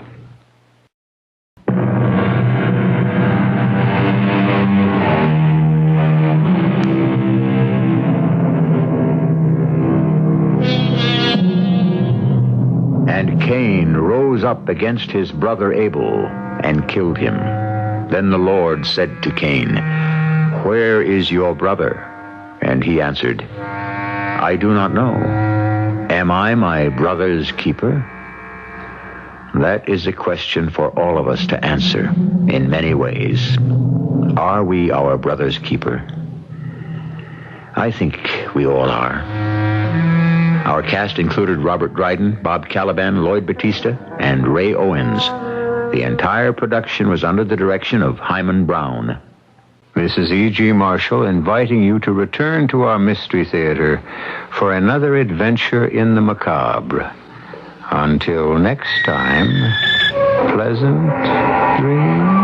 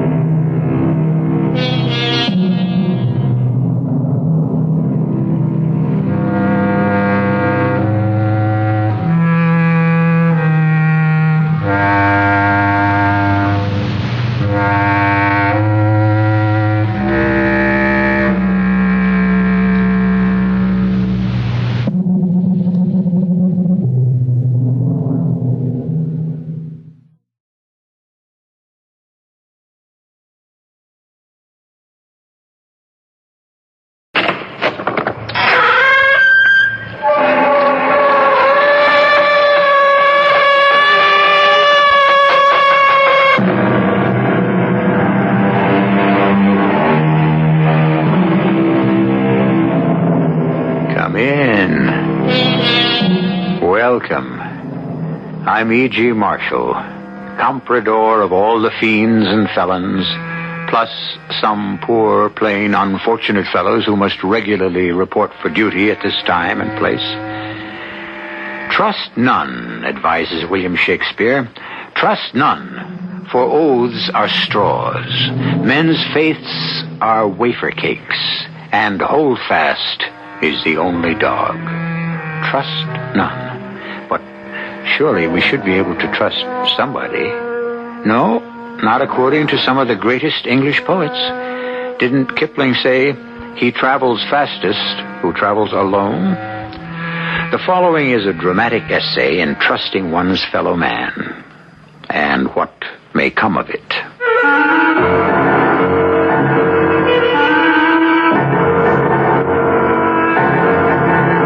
Our mystery drama, Overnight to Freedom, was written especially for the Mystery Theater by Sam Dan and stars William Redfield.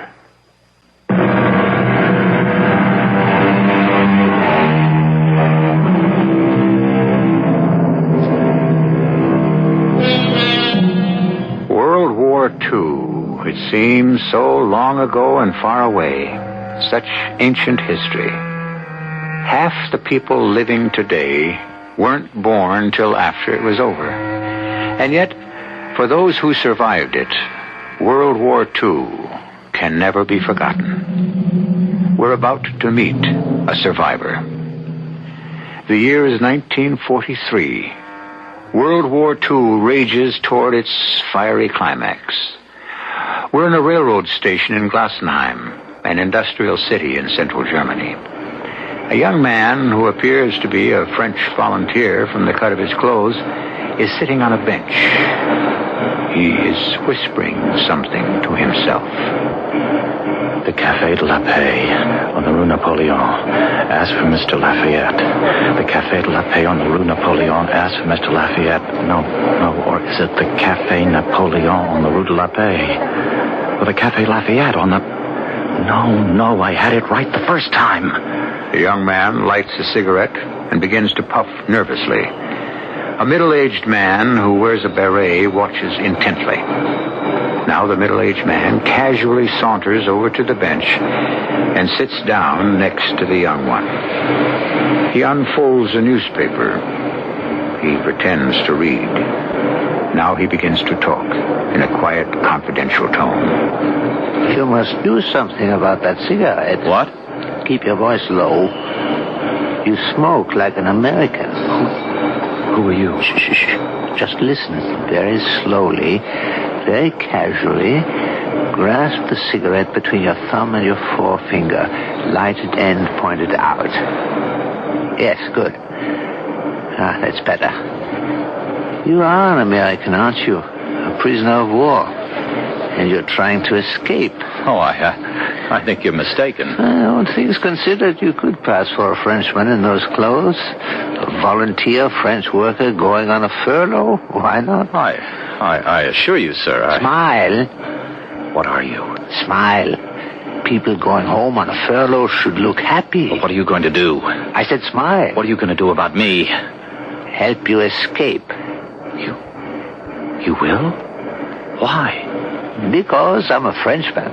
Oh, yeah? And why did you volunteer to come to Germany and work for the enemy? You'd be surprised how many defective fuses we can put on the shelves.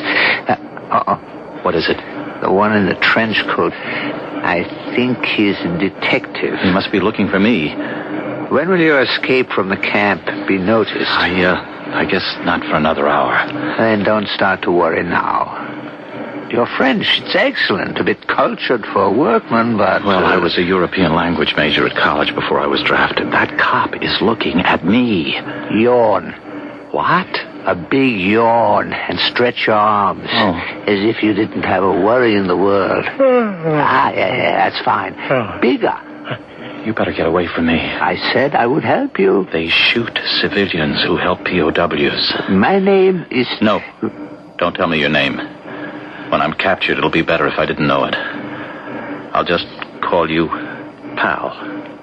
Why did you say you'll be captured? Because this escape, this whole thing, it's just crazy. It can't work. Why? It's a long story. You have a passport, papers? Yes, I've got all that. You look like a Frenchman, you talk like a Frenchman, you have papers. Why shouldn't you succeed? Because that cop, he's looking at me, and don't tell me it's my imagination. He's looking at me. Yeah, he isn't looking at you, he's looking at her. Who? The blonde. Oh, not bad looking. Headed this way, and she will sit down right next to you. Oh, great. Every cop in the station is looking her over. Flirt with her. What? Are you good at picking up girls? I've been a prisoner so long I forgot how. Remember, in a hurry. It's normal to flirt with a pretty girl. Be normal. Okay. Are you waiting for the train, Fraulein? No. I just like to come to the station and feed the pigeons. Well, what pigeons? I see. You, care for a cigarette? Thank you. Say, these are American. Oh, yes. Well, you see, we have prisoners of war at this place where I work, and you know. Oh, they're wonderful. I mean the cigarettes, not the prisoners. Dankeschön. Bitteschön. French, aren't you? Oh, and here I thought my German was so good. Oh, it's too good. No native speaks that well.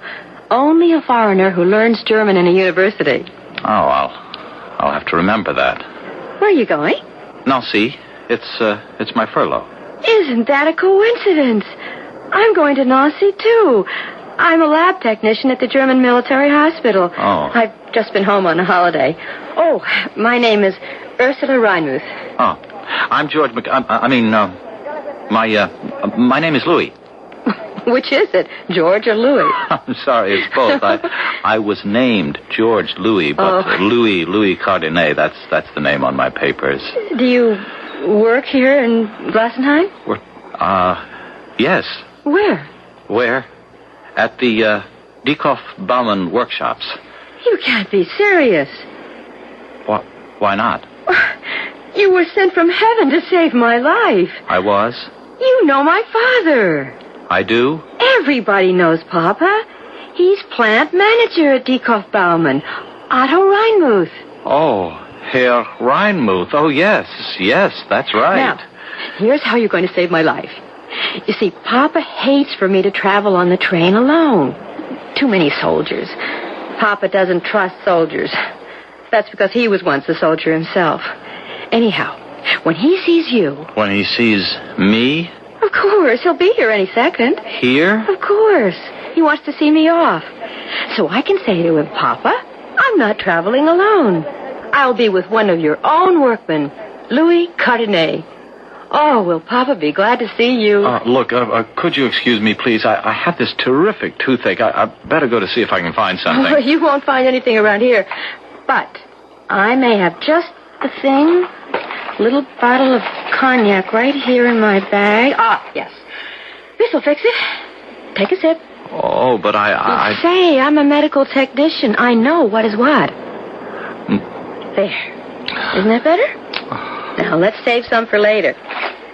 Do you, have a compartment? No, I mean, you're going to stand up in that crowded corridor all night? Well, I guess the military get the priority. Well, I'm in a compartment. And as soon as somebody gets off, why don't you just come inside? I rode in the corridor coming home. 50 people packed in that narrow space. Hey, the train's coming. We better go to the platform. Oh, no. We have to wait for Papa. Oh, what could be keeping him? If he doesn't hurry, he'll miss us. Oh, that would be terrible. There's Papa. Just come in the door, see? Look, I have to. I promised I'd help my friend with his luggage. Oh, no, I'm holding on to you for dear life. If he sees I'm traveling with you, I can leave without one of his famous lectures. Can't he just curl your hair, though, when he gets started? But look, Isn't that typical? He stops to talk with that fellow near the window. Papa knows everybody. Listen, you have got to be a good, reliable fellow. Otherwise, you'd never have earned a furlough. And that means you're one of Papa's favorites. But we'll miss the Oh, train. there's plenty of time. I'll make him hurry. Papa! Papa! Over here! Oh, when he gets involved in a conversation. Look, could you help me out? Help you? I know I don't have the right to ask, but sometimes you meet someone for the first time and you feel that you... I don't know how to explain. Oh, maybe you don't have to. Papa! Over here! I'm over here! I don't want your father to see me. Papa, hurry! What did you say? I'd rather he didn't see me. What do you mean? Look, I had to work overtime to get the furlough, and it got to be so late last night that I just couldn't finish the polishing of several outer casings. Oh. I mean, it's nothing serious or even important. No one would even notice. Oh, Papa would. And you know, I'm just... It's a good thing you told me. Papa could make you go back there and finish right now. Yes. Do I ever know Papa? Oh, he's coming now. I don't think he sees you. You better go to the platform. Yes, I better. I'll see you on the train. I'll see you on the train.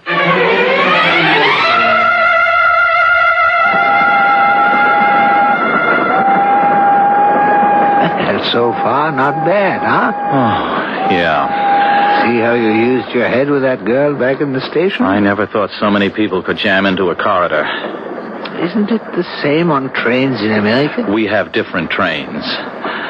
Why do you look so nervous? Well, to tell you the truth, I'm scared. Well, just try to relax. You'll be all right. Maybe I'd have been better off if I was still in the Stalag. The thing with that girl in the waiting room, it was... I don't know, it was just too much for me. You are magnificent. Yeah, but it made a wreck out of me. I can't live that way. I'm not that kind of person. I'm... What is it? I forgot my name. The name that's on my papers. The name of the person I'm supposed to be. What if the police come by and ask me? But so far, they're not here. Now, wait a minute. I told that girl my name back in the station. You heard me. Do you remember? Yes. Well, tell me. No. No. But you said you'd help me. It wouldn't be helping. Look, you're starting to panic. You bet your life. You must work your way out just as you did with the girl. Have they the right to shoot me if I'm caught wearing these clothes and with stolen papers? These Germans, shooting or not shooting, it's never a matter of right or law. It's a whim, an attitude, a policy. There's a war. Pal, the very best day in my whole life was the day they took me prisoner. They dumped me into the Stalag at Glossenheim, where you freeze and you starve, and heaven help you if you get sick, but at least I was alive. And with luck, I could keep alive till it was over and I could go home. Smile, smile. Your face is becoming intense. Intense people arouse suspicion. I had good friends. You can escape, George. Only you can pull it off. You know why? Well, you parlez français. You sprechen Deutsch. They didn't ask me. They told me. And they risked their lives to steal every stitch of clothes I'm wearing. Plus money and papers. And they figured a way to get me out of there. I didn't want to go, but could I say no? I don't have a prayer of getting away with this. What I feel like doing right now is going up to the nearest cop and say, take me back to the Stalag. My name is... Now I remember. The name on my papers is Louis. Louis Cardinet. Ah, and just in time. See? At the head of the car, those two SS officers, they're checking to see if everyone has papers. Oh, no. They're looking at papers. They're examining papers. Just be calm. Be calm. These guys mean business. You see how they're staring at that man's papers? My friend, you do have papers, don't you? Papers? I do, and I don't. Well, what does that mean? It means I have papers that I can flash, but not the kind of papers that can really be examined. Are they forged? No. They're real. A buddy stole them from that machine shop in Glassenheim. There is a guy named Louis Cardinet. Except he's twice my age and half my size. Yeah, well, there's no help for it. You will have to show the papers. I can't. Do not panic. I gotta get out of here. Where can you go? Out the other end of the car. If I have to, I'll jump off the train. Maybe I can climb onto the roof. You can't do that. It's worth a try. Ah, it's too late. See? Another team of SS inspectors has just entered. Both exits are blocked. Oh, and now what am I gonna do? Think, my friend. Think of something.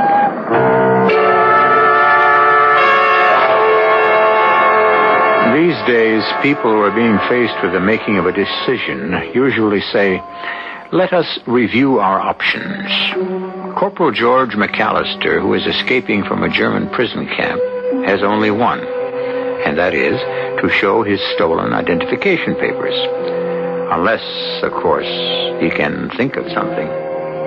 What can he possibly think of in the short space we have between now and the second act?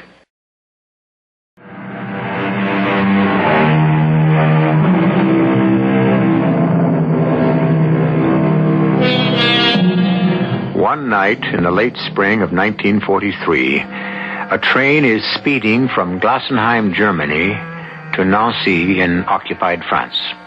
The train is filled with German soldiers, officials, businessmen, volunteer workers from the conquered countries, and one escaping American prisoner of war.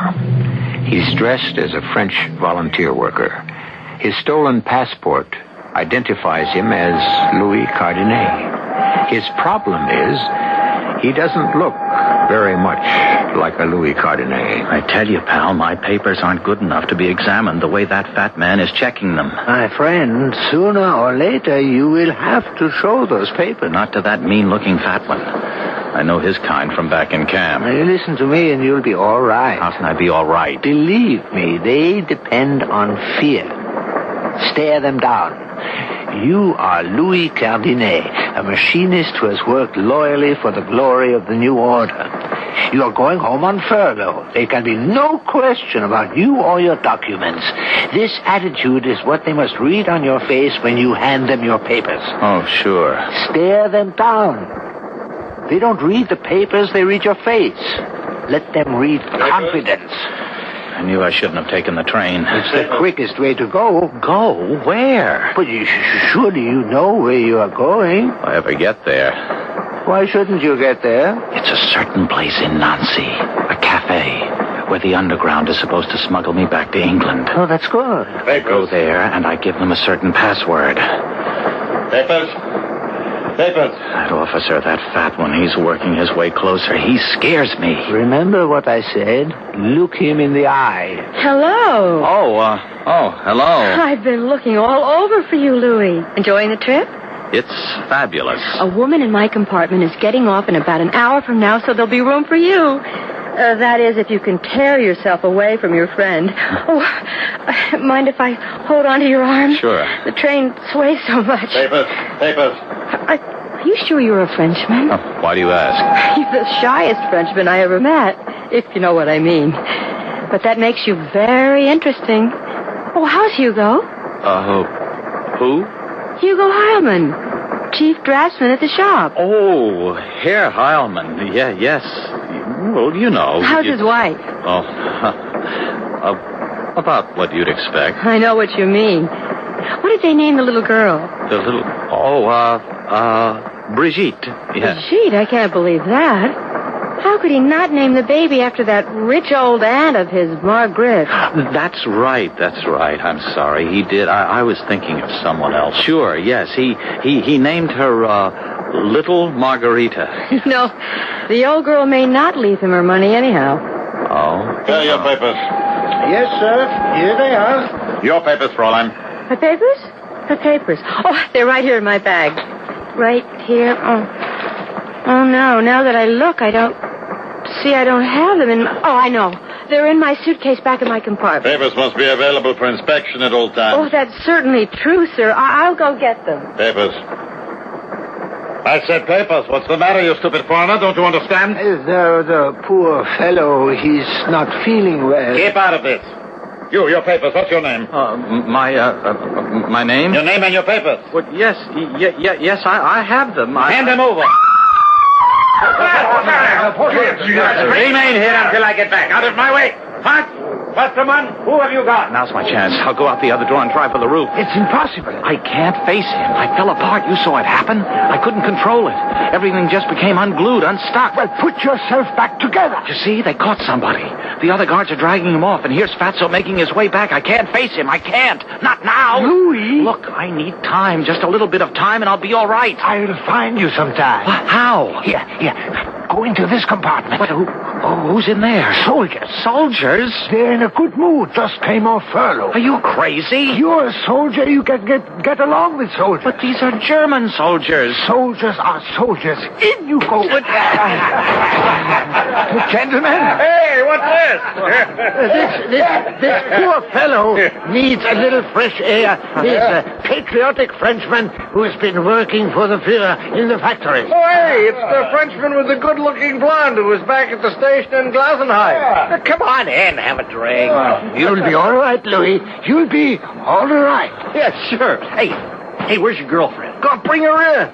Yeah, we could make her very happy. Yeah, right, fellas? Yeah, bring her in. Right. Let him alone, Gerhard. What am I doing, Heinrich?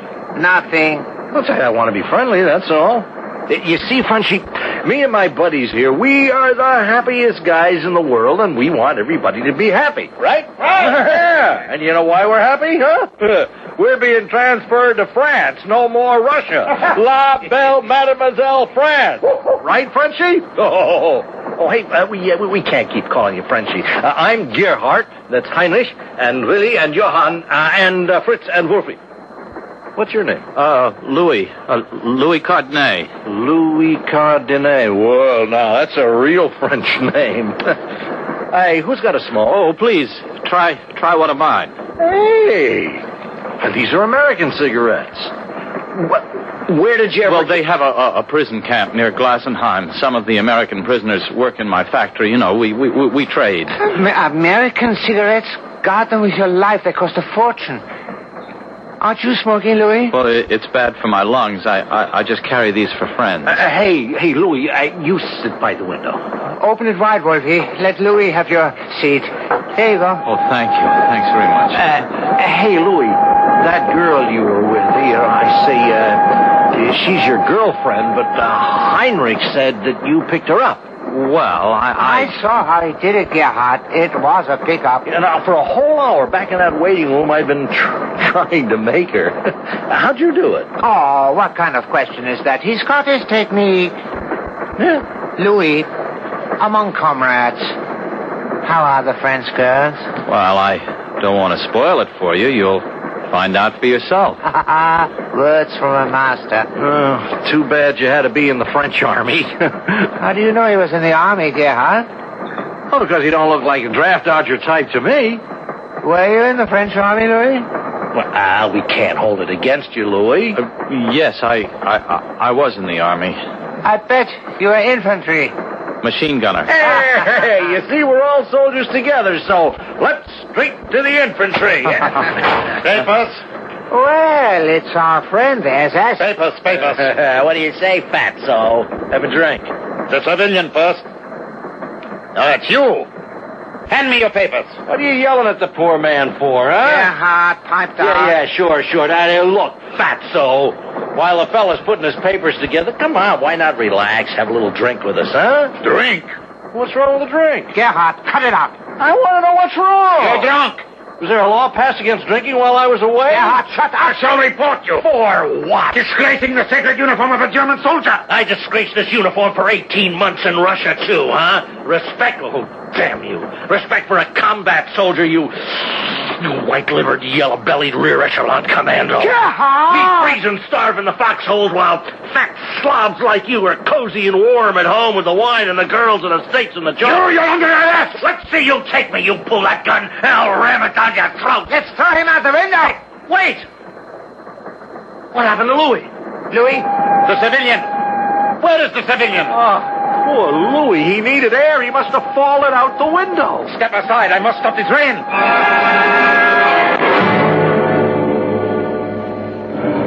Hello there. See Louis? Oh, Fräulein. He must be around somewhere. If you find him before I do, tell him there's room in my compartment now. I will. Why is the train stopped? I don't know. The police. Running up and down the track. Probably looking for someone. I suppose. You tell Louis I am looking for him. Of course. Excuse me. Where are you going to be? I don't want to lose sight of you. Louis always manages to turn up whenever you're around. I have also been lucky. I found a friend who also managed to find room for me in her compartment. Oh, you Frenchman. Excuse me. Have a happy trip. Thank you. Herr Captain, I don't know what happened, but he's gone. The American prisoner is gone. He's not here. That's obvious, Schneider. And it's your fault. Your fault. Me? Why am I to blame? Maybe you weigh too much. Maybe you remind him of a butcher. But there's something about you that frightens him. I'm a very nice person. Why should I frighten anyone? Where could he have gone? He is under your nose. Or should I say above your nose? On the roof. Well, let's take him right now. If that is what I wanted, I could have arrested him back at the Glassenheim station. Captain, my orders are to search the train for all fugitives and arrest them immediately. I have countermanded those orders. But if he escapes, it will be my responsibility. He is headed for Nancy. He has a connection with the French underground. If we discover this contact, we can destroy the entire escape network. But we are not under orders to do that. Our orders are merely... I saw this fellow immediately for what he was. Without my help, he couldn't even have gotten out of the railroad station. And I must keep helping him all the way to Nancy, all the way into the underground. Then we capture the lot.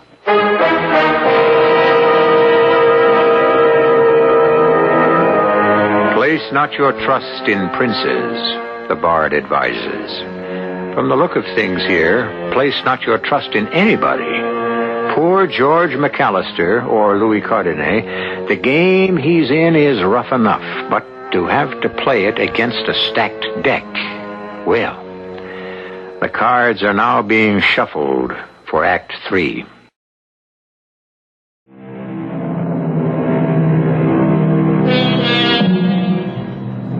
The wheels of the train are turning, and there are wheels within wheels that are turning too, and not all of them in the same direction. The kindly gentleman in the beret is helping George escape. Why not? He's an SS officer in disguise. He's assisting George to jump from the frying pan right into the fire. But, Captain, the safest thing for us would be to arrest him right now. Get out of this compartment and keep out of sight. I have to check papers. Let Hans and Westermann do it. You frighten him. So just hide somewhere. Please, Herr Captain, if he should escape. You realize I can be punished. I could be transferred into the infantry. Well, at least you will lose weight. Now get out of here.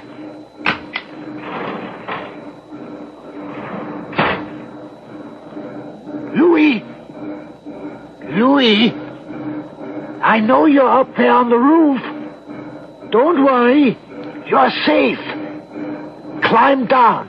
Get in here. Oh. Here, let me give you a hand. That's it. Good. Whose compartment is this? What's funny? It's their compartment, the SS. What's the best place to hide from the police? By the police station, of course. Your fat friend left. He thinks you are off the train. So now they're searching the countryside. I feel like a fool. I lost my head. I should have faced him down. I should have slapped the papers in his hand. I bet I could have carried it off, too. Splendid. That's what you said. It all adds up to confidence. Look him in the eye. That's the thing. I always lacked real confidence. I thought I could never succeed at anything, and the result was I didn't. The man who feels confidence radiates confidence, and that's the difference between failure and success. I can be successful. I feel that now. All you need is nerve. And I'm learning, thanks to you. I guess you're my guardian angel. You're always there when I need you. Yesterday morning, I was hoping something would come up to upset the escape plan, you know. I didn't have enough faith in myself, but meeting you, being with you, you helped me find belief in myself. If only I could repay you. I'll get my reward. Now, let's get out of this compartment. Louie, here I am. Oh, I'm scared of that girl. Oh, no, don't be. She's your guardian angel. Who suspects young lovers? She acts flighty, but she's smart. Every now and then she gets in a question, as if she's out to trap me. It may be your imagination. Stay there, Louie. Wish I could get rid of her. No. She turned the train inside out looking for you. Don't fight fate, Louis. Found you, finally. Is the tooth still bothering you? Well, We've got the medicine for it in my compartment. Come on. There's plenty of room now. We have it all to ourselves.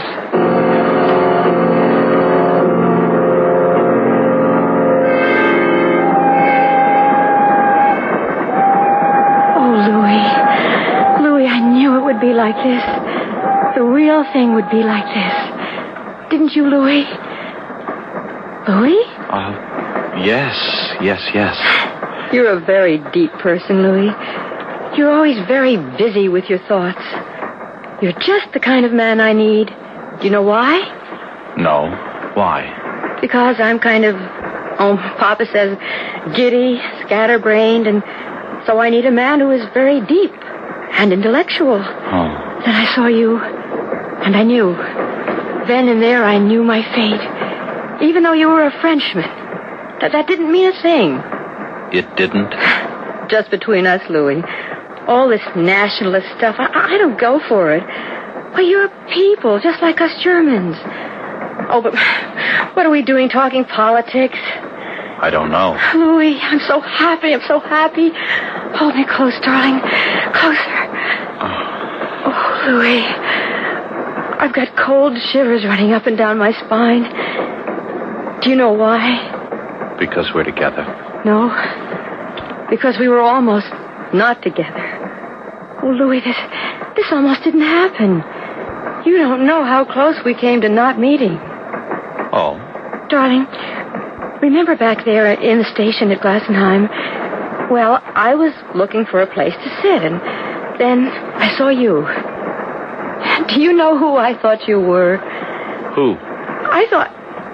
No, I better not tell you. Why not? Because it's so silly. Why is it silly? Oh, forget it. Darling, do you believe in love at first sight? Who did you think I was? Oh, it's not important. Sometimes life can be like a novel.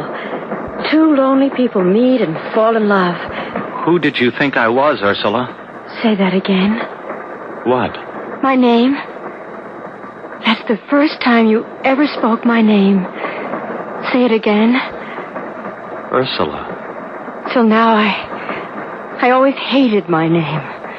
Ursula. Ugly. I'm more the Lisa or Elena type. But the way you say Ursula... Oh, well, it is such a lovely name. The soft U sounds, they seem to come up from the heart. It's a divine name.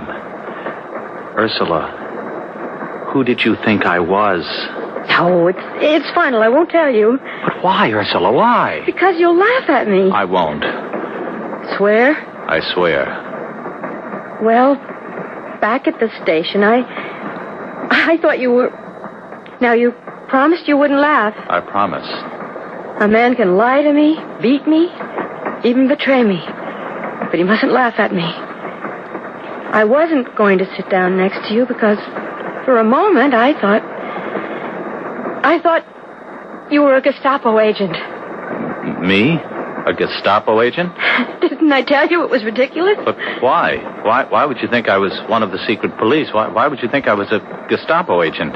Because you were sitting next to one. Who was sitting next to one? You were. And the two of you seemed to be having such a confidential conversation. Naturally, I thought you were colleagues. But the moment you spoke to me, I knew I was mistaken. You were a Frenchman, and then I really became interested. But I wasn't sitting next to... I was talking to another Frenchman. Oh, he's a German. You must be mistaken, darling. Of course not. And he is the same man you've been talking to on the train. How do you know? My father is an important person in Glassenheim. He pointed this fellow out to me once. Oh, I know he doesn't look like an agent, but that's why he's supposed to be so good. I understand he's very big in the party, too. Oh, don't mention this to a soul.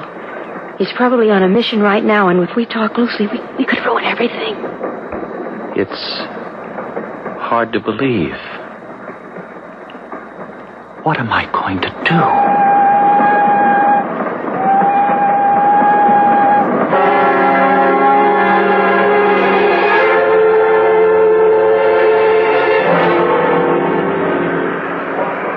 Louis? Louis, darling, wake up. We're here. What? Nancy, we're in the station. What? Oh, Nancy. We'll go to my place for breakfast, all right? Yes, all right. I have to go and brush my teeth and put on my makeup. I won't be too long. I know there is one thing a man can't stand, and that's a girl who takes forever to get ready. Wait for me here, darling. Ursula, are you sure about the man in the beret? Oh, can't you forget about him? Oh, yes, dear. I've forgotten all about it. And I'll be right back. Goodbye, Ursula. Goodbye? Why do you say goodbye? What, you're leaving me, aren't you? Well, I'm just going down the corridor for a few minutes. But you are leaving me. Louis, you are so crazy. But that's why I love you. Goodbye, Ursula. Louis, where are you going? Oh, I thought I'd sneak out through the window. I have to give her the slip. Wait. Let me shut the door. I was waiting for her to leave your compartment. Oh? I've told Schneider to delay her on some pretext while you and I get out of here. You're right. We'll take the window. We? I'm part of it now. I'll see you through to the end. Oh, pal, you've been so helpful. I'd like to shake your hand. Of course.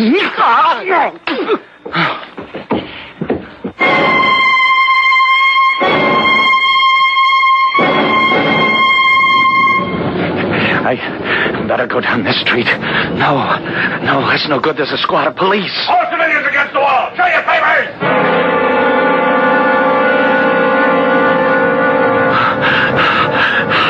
I've got to find a place to hide.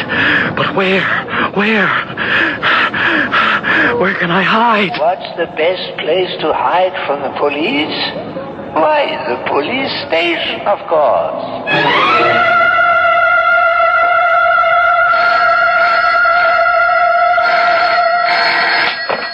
Police Control, Lieutenant Donitz. Yes, we have the news and the man's description. About 6 feet tall. Yes. Yes, I have every available man scouring the city. We'll capture this American. He can't possibly get through the net. Lieutenant. Yes. Sir, I have come to Nancy to... Oh, speak up. Speak up. I'm not a mind reader. Oh, excuse me. I applied for a furlough so I could see my mother, but she isn't here in Nancy anymore. Yes? I found out she ran away with a German soldier. Well, she's better off. Smart thing to do. Yes, but what happens to my furlough? You see, I only was given a furlough because I wanted to visit my mother, but if she isn't here, do I still have... Why don't you just go out and have a good time, Frenchie? Well, suppose someone checks my papers and says, why didn't you report back? You're a good man, Frenchy. Stick around. I'll check the law out for you. Oh, thank you. Thank you so much, Lieutenant. Respect for the law. It's what we need. Yes, sir. Hello, Sergeant Major. I have a little problem which you can answer.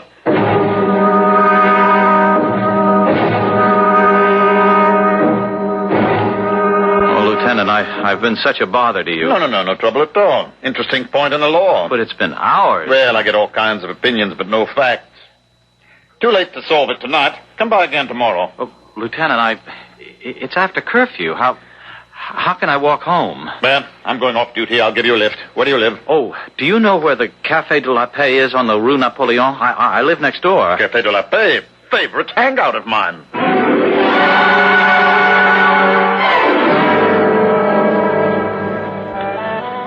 Lieutenant? Oh. What's up? Law says we have to close. Well, if that's what the law says, that's what the law says. So, good night, Frenchy. See you tomorrow. Good night, sir.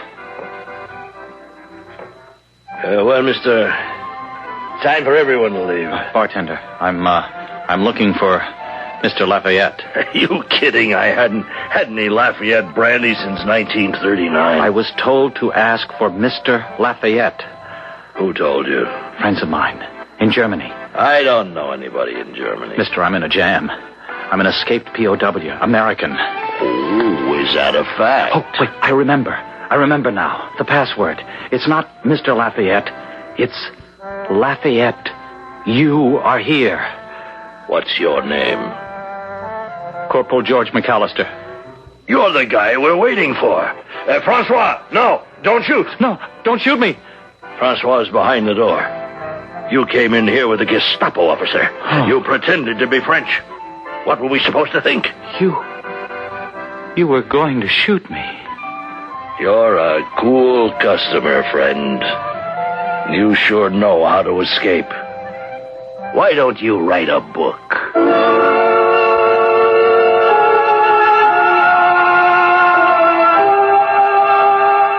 And he did. And you have just heard it.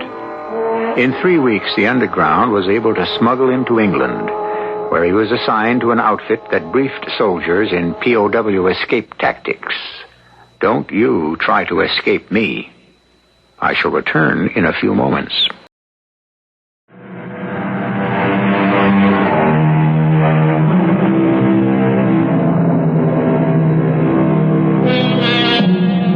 What began as an essay in trust has been expanded to include a treatise on confidence, self-confidence.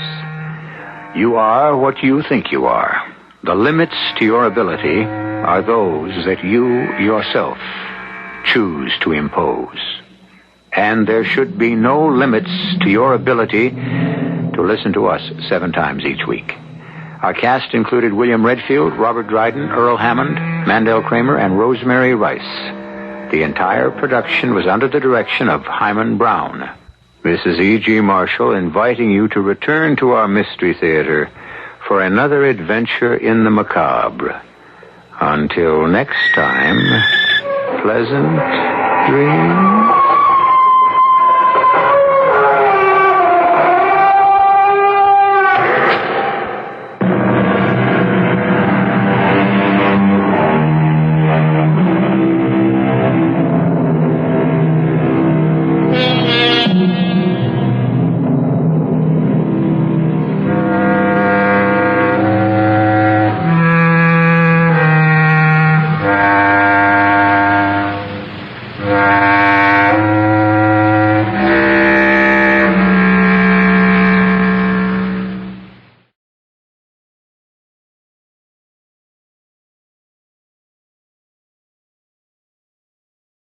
The CBS Radio Mystery Theater presents...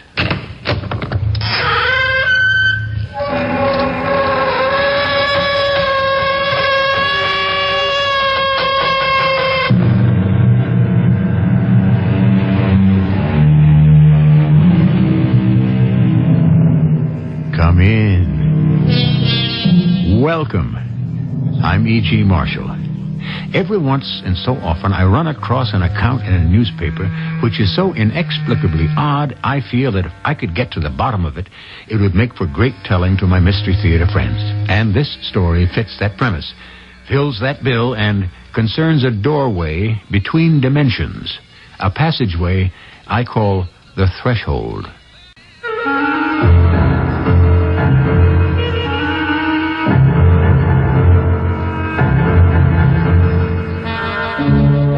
Our mystery drama, The Threshold, was written especially for the Mystery Theater by G. Frederick Lewis and stars Fred Gwynne.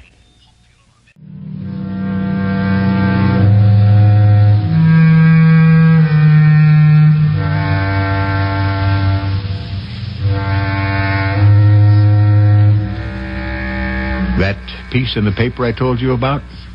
Here it is. Mercury, Montana. In a deserted mountain town near here, there are signs of life, but no signs of the living. It is reported that roads, homes, and stores are being built in the village of Dry Lake, yet no one has ever seen a human being near the place. County officials are puzzled, but pleased that after 40 years as a ghost town, someone appears to be investing heavily in the area. Unquote. Mysterious? Intriguing? I thought so, too. Morning, Shane. What do you got there? Broken pickaxe? Morning, Jeff. Yeah, need a new handle. Yeah, well, put her on the counter and we'll give her a look. Yeah, I don't think I have a handle that fit that. You need it right away? No, I think I'll wait for cooler weather before I take that hike to Granite Mountain. I don't go up the mountain, just along the riverbed. Shane Boggs, are you still prospecting for gold? Let's say I'm still hoping. You think there's any gold left in the 1980s around here? They cleaned us out 100 years ago. You're positive? Jeff, you've been over to Dry Lake recently?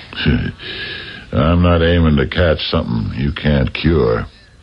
You know why anyone would want to live there? I wouldn't sell acreage in Dry Lake to my worst enemy. Who you suppose owns that old town? We do. Our town does. Mercury. It was deeded back to us 20 years ago. Well, I heard somebody just bought some land there.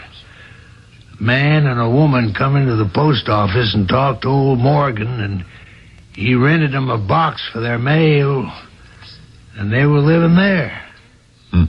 Why would anyone want to live in Dry Lake? It's a tombstone of a town. I figured they must be strangers, and nobody's told them about how everybody died there 40 years ago. Everybody didn't die, Shane. Only the ones who refused to move ended up dead. Are you positive people have bought land to live there? Old man Morgan told me himself. He ought to know. He's a postmaster. Yeah, well, I'm going to have a talk with him. He ought to have known better than that. Why didn't he say something? If some idiots are planning to live in Dry Lake, and we let them do it, that's nothing short of murder.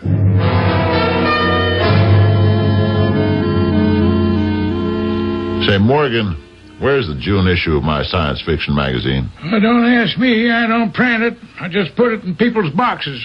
Well, it gets later every month. What's this about a couple who gave you their address in Dry Lake? That's so, just the other day. And you said nothing about that atomic experiment 40 years ago? And how the people who crawled into the woods hoping to go back were all found dead? Nope. Why should I? Well, the area may still be contaminated. Well, they got a house right there on Main Street. A house? The whole town's nothing but broken bricks and boards. What house? 55 Main Street, they said. What are they talking about? Even snakes don't live there. There's no street. The rains have washed everything away. 55 Main Street is what they told me. What are these people's names? Mr. and Mrs. Fairley. Fairley? Well, they're not from around here. That's not a family name in the Bitterroot range. They don't have any children, do they, Morgan? Nope. Just Mr. and Mrs. Charles Fairley. Well, at least that's something. I wouldn't want children to live in Dry Lake. Duke, I've closed my store for the rest of the day because I'm very disturbed about something, and you're the mayor of Mercury, and I aim to get this off my chest. Well, sure, Jeff. Speak out. I heard today about a man and his wife who bought themselves a couple of lots over in Dry Lake. Now, I figure they must be strangers, and someone sold them a pig in a poke. Now, hold on, Jeff. You can't close your eyes to what the town was used for in 1940 and the tragedy that resulted from that. Jeff, I've got to tell you something. I have not finished yet, Duke. Our postmaster tells me their name is Mr. and Mrs. Fairley, and they're going to live at 55 Main Street. And you and I know there's no 55, and there's no Main Street. It's a ghost town. It's worse than that. It's a dead town, and living people should not be living there. You finished now, Jeff? Yes, for the moment. I know all that. Mr. and Mrs. Charles Fairley. They haven't just bought one plot in Dry Lake. They're aiming to buy the whole town. In fact, they've optioned it. What? Yep. We own the deed to Dry Lake. I mean, the town of Mercury does. They made us a fair offer, and pretty much everything was signed and sealed this morning at the town hall. The town of Dry Lake, lock, stock, and barrel. They didn't even want a mortgage. Cash deal. Every penny. Not bad. Well, I'll be. Think of it this way, Jeff. Maybe after 40 years, someone's got a right to live in Dry Lake again. Yeah, sure. Yeah.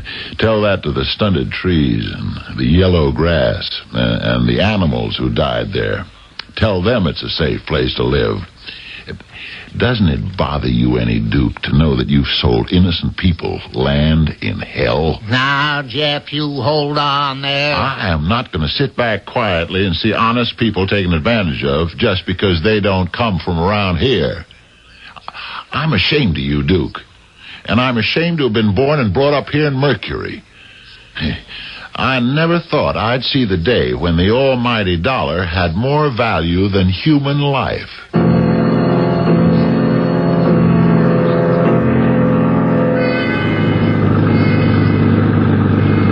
Jeff, I don't understand what's come over you. I'm mad. I'm mad because I'm ashamed. And that's why we're riding over to Dry Lake? I'm disgusted with the mayor of our town, selling off ruined land. May even have a residue of atomic waste on it. You don't think the Fairleys knew that? How could they? Of course not. Well, what you aim to do? I'm going to find them and tell them. They've been robbed, and I'm going to help them get their money back. Well, if Dry Lake is all fire dangerous, should we be going there? Well, we're just visiting. We're not drinking the water, not eating anything grown there. Do you know what the Fairleys look like? Well, if we see a man and a woman, who else is it going to be? Say, what did I do wrong? Did I miss that turn into Lake Road? Oh, I wasn't looking. No, this looks okay to me. I sort of remember this road. Wait a minute. How did I wind up here? That's the second time we've passed Old Indian Rock. I know I passed it half an hour ago. How come we're right back where we were? Well, it is Old Indian Rock. Son of a gun. You distracted me, that's why. I don't know how I missed that turnoff into Lake Road. I was so sure I took it.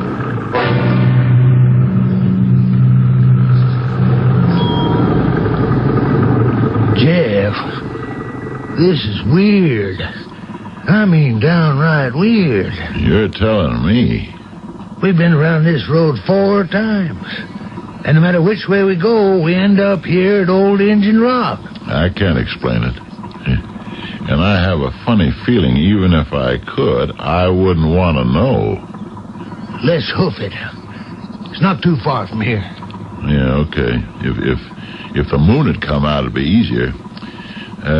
Let's leave the pickup here. If we climb that ridge, Dry Lake ought to be straight ahead across the valley. Yeah. You okay, Jeff? 4 times around in a circle. It's as if Dry Lake doesn't want anybody to find it.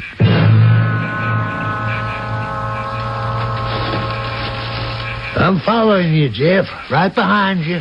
Yeah. Funny how it all comes back to you. Moon or no moon. This is the way my father and I would hike over here. What the devil's going on down there? Can you make out if it's in Dry Lake? I don't see a thing, Jeff. But there sure is plenty of action. Sounds like they're tearing the town up with bulldozers and tractors. Yeah, jackhammers. There's a great, big, solid concrete platform the scientists left there. Used it as a base for the atomic experiments. Big as half a football field. I'll bet that's what those jackhammers are digging into. Oh, if only these clouds had passed so the moon had come out. You see any lights down there? No, not a candle. But the dark doesn't seem to stop them. Shane, look out! Which way is it coming first? It's coming from our left. The bulldozer's to my left. Jump for it, Shane. Which way? Which way? It's turning. It's heading right for us. I'm climbing up this tree. No. I can see it now. It's tearing all the trees down in front of it. Jeff, you okay? That's the scariest thing that ever happened to me. I didn't see it. Even when it was right on top of us. How come you saw it? I didn't. I thought I did because I saw all the trees being mowed down as it came this way. Gee, to hear that monster bulldozer and not see it, I don't know what's happening. Let's go home. Looking back, you Shane. Oh, my Lord. Will you look at these tracks? Like some big diesel locomotive. Looks like they're building a road. Yeah. With invisible machinery and nobody in the driver's seat. Let's call it a night and get out of here. Yeah, no, wait. If we get closer, we'll see better. No, this is as close as I want to get. Yeah. All this equipment, the tractors, the dozers, trucks to carry away what they dig up. Equipment we can't even see. Where did they come from? The only road from Billings and Butte runs right by my store. It'd take a dozen tractor trailers to haul all that equipment up here. Look, can we please get out of here before I'm really ready for the loony bin?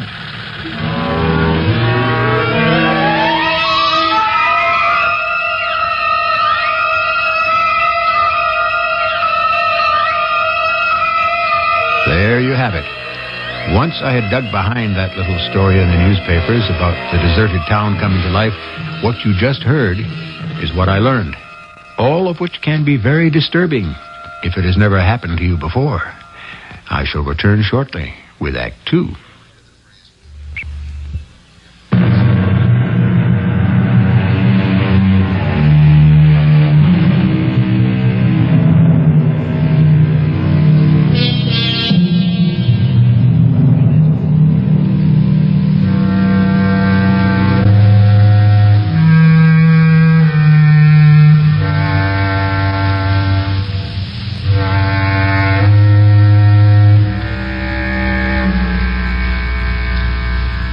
The month of June came and went, and Jeff Tanner and his friend Shane Boggs kept mum about what they'd seen from the hill overlooking the town of Dry Lake. The more each of them thought about it, the more they suspected they had been victims of some kind of hypnosis or hysteria, and neither of them could afford to be laughed at. The town plumber and the town hardware merchant wouldn't get much business if people thought they were seeing things. So It became their unspoken secret until the night of the fireworks display on the 4th of July. I always have a good time on these 4th of July picnics. Yeah. How about another beer, Jeff? Shane, I'm ashamed to say. I'm ashamed to say we're fresh out of beer. No. Yeah. I brought 2 six-packs when we started in at 3 this afternoon, but we just had the last one.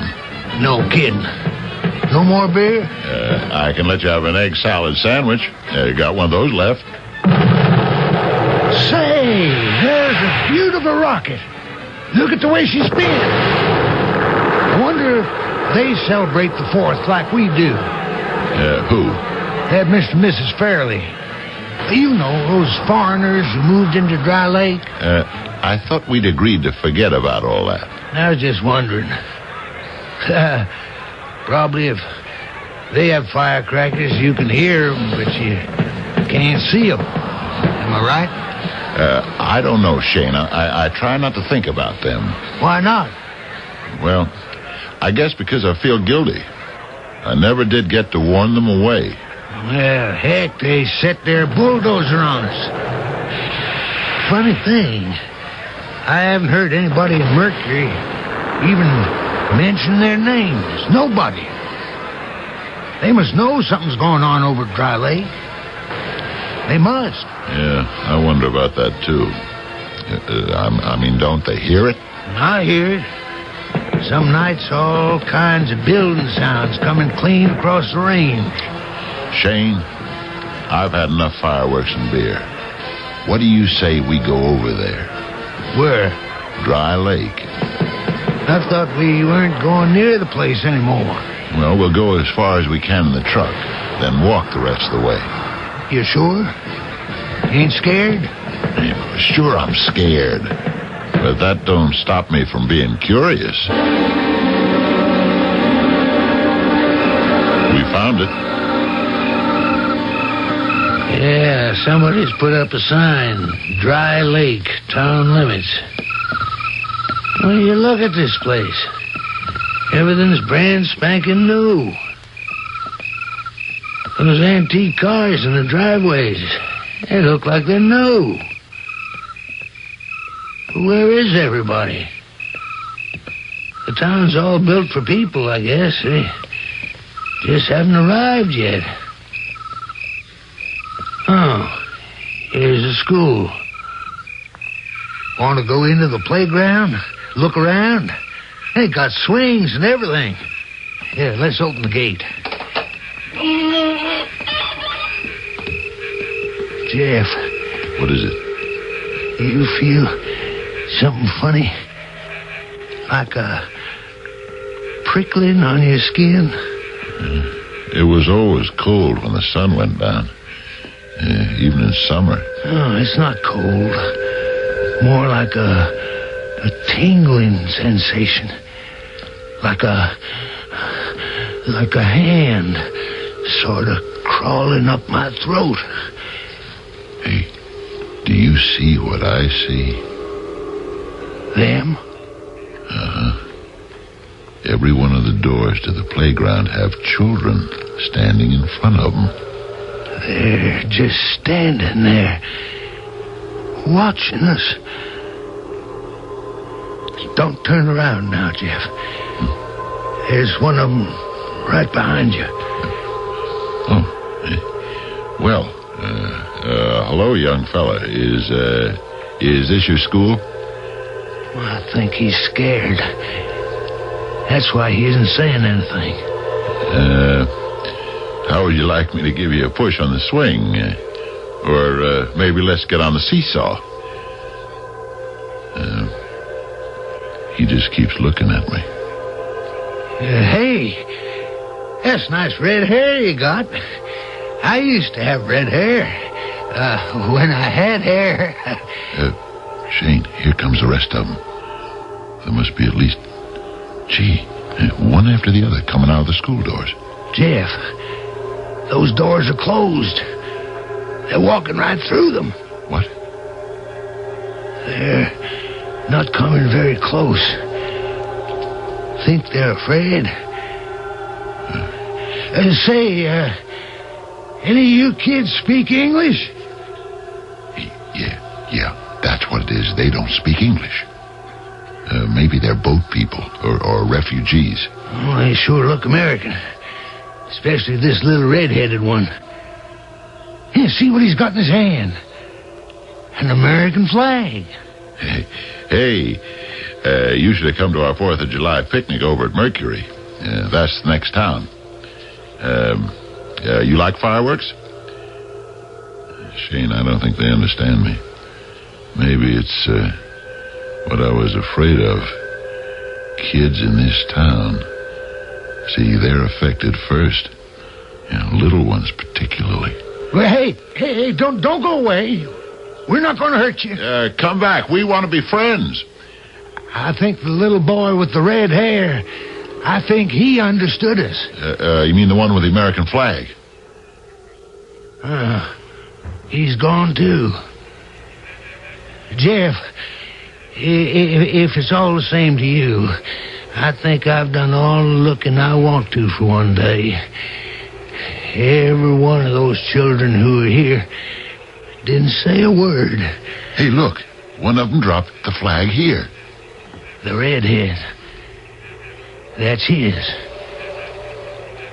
The way they suddenly disappear. Out of nowhere, into nowhere. And not making a sound. Not a footfall. Explain that, if you can, Jeff. I can't. It's beyond me.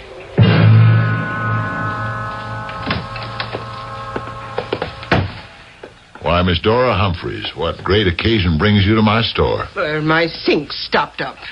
My dear lady, you take all the romance out of the hardware business. I'll have Shane Boggs stop by at your place. He'll fix your sink for you. Well, I can't afford plumber's prices. Not on a retired teacher's pension. Oh, where did you get that little American flag you have tacked up behind the counter? A little boy dropped it, and I picked it up. Oh, well, would you mind taking it off the wall and letting me look at it more closely?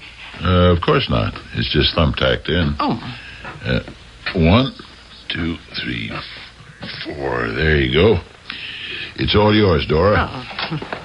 Oh. Excuse me, Dora. I got a customer. Jeff, did you get that pickaxe handle for me yet? Not yet, but you'll have it. Say, isn't that Miss Humphreys? My old school teacher? Don't tell me you use a pickaxe when you repair pipes. Shane, you arrived just in the nick.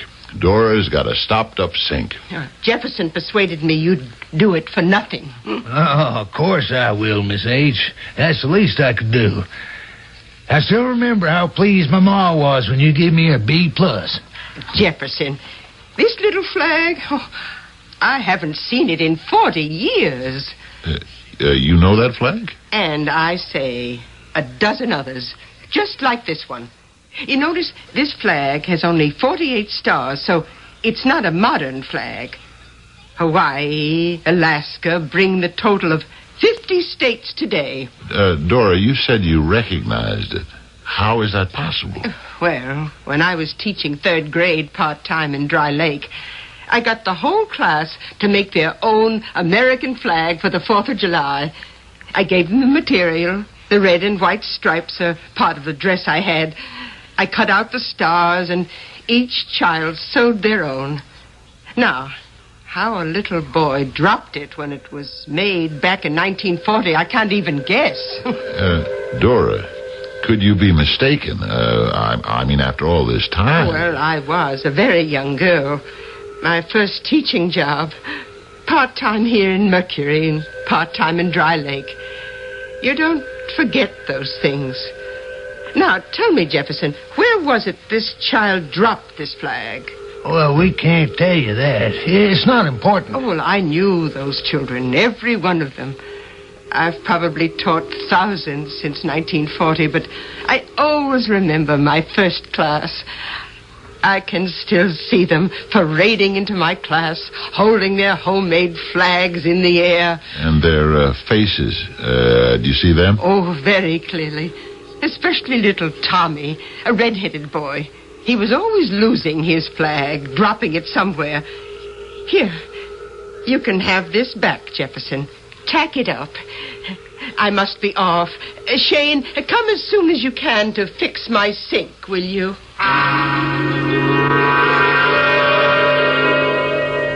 It's just not possible, Shane. Well, you heard what Miss H said. Does it fit the description of the child we saw in the playground? Red hair, always dropping his flag? But it doesn't add up. Her little Tommy's been dead for 40 years. Does any of it add up, Jeff?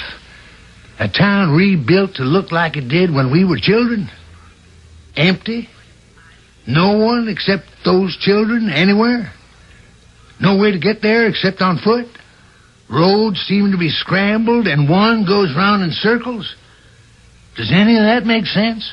Well, there's only one way we're ever going to get an explanation of what this is all about. What way? There is no way. Mm-hmm. Find the Fairleys. They own Dry Lake. They must know the answers. Got any extra large pipe wrenches, Jeff? Take a look in the cellar. Okay, I will. I have an idea Miss H's drain will need looking at. I'll be back up in a few minutes. Is this, Mr. Tanner's Hardware Emporium? Good afternoon. Something I can do for you? No, Mr. Tanner, but there is something my wife and I can do for you. You are Jefferson Tanner. Yes, ma'am. And the man who just went down into your cellar, that would be Mr. Shane Boggs? Yes, he is. I didn't catch your names. I didn't tell you. We are Mr. and Mrs. Charles Fairley.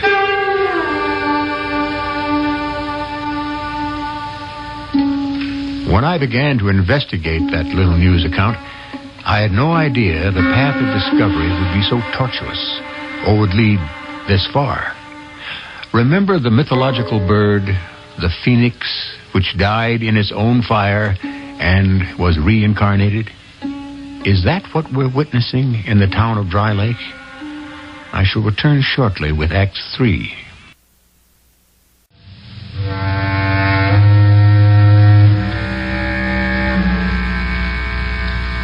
A town is abandoned 40 years ago to enable scientists to conduct atomic experiments.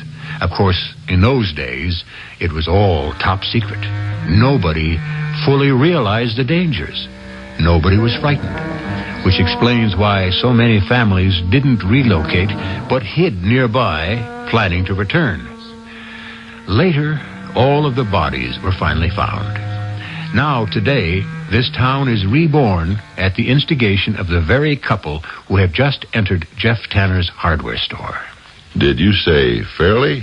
Mr. and Mrs. Charles Fairley, who have bought the town of Dry Lake. Yes, that is us. I'm very glad to meet you.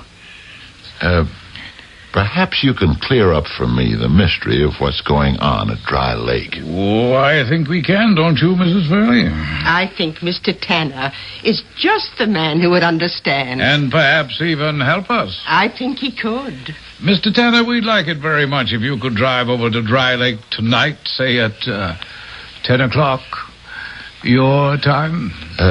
I have tried to drive there, Mr. Fairley, but somehow I never get there. I always seem to go around in a circle. Well, come tonight and you can drive right past the town limits down Main Street. Come to the railroad station. 10 o'clock, your time. We shall await you. I'll be there with Shane. Shane Boggs. We'd rather you came alone, Mr. Tanner. Isn't that so, dear? Yes, we would. At 10 o'clock, then, your time. Boy, that sure beats all. Got just a wrench. Yeah. What is it, Jeff? You look awful. You didn't hear or see anyone come in just now? Well, I was down in the cellar. I thought maybe when you came upstairs. Shane, maybe it was a mistake for the two of us to have gone down to Dry Lake. It still could be contaminated. Honest? After all these years? How can you tell? I suppose I could walk over it with a Geiger counter. You sound like a real scientist. I thought science fiction was your beat. It is now. But I'll tell you something, Shane, which I've never told anybody else. Once I was a real scientist. At least the makings of one. I was 20 years old. My professors and research associates would say to me, if I worked hard at it someday, I might even be awarded the Nobel Prize. You're kidding me. What were you working in? Splitting the atom. Shane, I want you to forget everything we saw at Dry Lake. And don't go back. It's for the best. There are some things we're better off not knowing. That's a very unscientific point of view, I know. But it's mine. I can never forget it, Jeff. I would rather you remembered all the good times we've had together. If you ever get around to thinking about me in the future. The good things.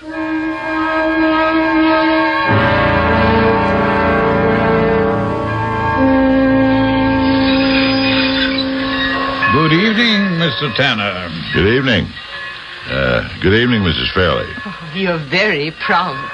I've been here for half an hour enjoying myself. You have? How? Sitting on the same baggage wagon I used to sit on when I was younger, waiting for the trains to come in. Any train in particular? Well, I can think of one when I was about 20. Some friends of mine from Washington and New York and Boston, they were coming to Dry Lake for a meeting. We all had a job to do together. It was you who suggested Dry Lake would be the ideal spot to conduct the atomic experiments, wasn't it? Yes. Don't remind me. So every accidental death is on your conscience? I said don't remind me. Everything is different now. Even this little railroad station. I hear the trains pull in, but they're not really there. I can even smell the coal and steam. When I open my eyes and look down the tracks, I see nothing on the rails. No cars, no engines, no nothing. Only because you are not equipped to see reality. Well, then why do I hear the trains? Because we permit you to. Why did you want to meet with me? Because we were instructed to contact you. By who? Mr. Tanner, Mrs. Fairley, and I are emissaries. You were born in another dimension and belong there. 40 years ago, you and a number of other scientists, relatively inexperienced in the outcome of an atomic test, purchased this town to test your amateurish bomb. Unfortunately, a great many good people found themselves extinguished by gamma and digamma rays and entered our dimension. Mrs. Fairley and I have been detailed to find a way to return them to your dimension and to make certain it cannot happen again. You mean if a human being suffers death by exposure to gamma rays, he's automatically transported to your dimension? And we must put a stop to it. Every time this happens, a human dies of radiation, we have another visitor. It's getting to be an invasion. We don't die completely? No, you don't. And remember, Mr. Tanner, no matter which plane people occupy, there is only so much space. And that is the purpose of transforming Dry Lake back to what it looked like 40 years ago. To attract those who died here to return. You would call it a pilot project. If we can get them all back across the threshold, why... Well, I shan't bore you with the details. I am not going to permit this. How can you not? What can you do? You want all those thousands who have perished from radioactivity to return here and continue their lives? Oh, no, it can't be.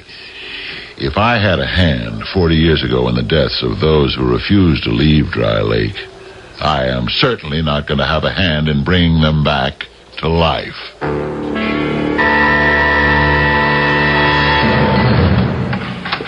Jeff?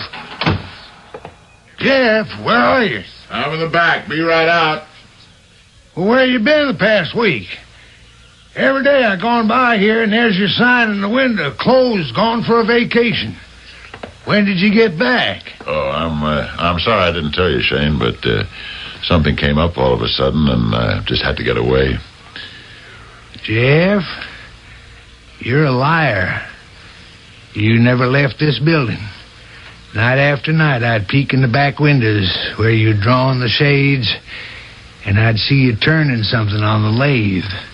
Now, I don't want to know what you're doing, but I hate being lied to. You're right.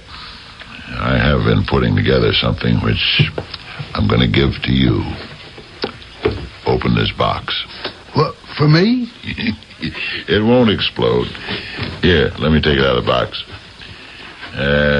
You happen to have any gold nuggets on you? Sure. Okay. Lay them on the counter. In today's market, this hobby is going to pay for itself. Hold on. Watch me. Now, I hold this invention over the gold, and you listen. The only thing wrong with that gadget is if I can see the gold, I don't need the gadget. You hold it. I'll put the nuggets under the counter. Now, go ahead. Point it. Say, that's not bad. 3 feet away. Now, I'll take them down in the cellar near where the counter is.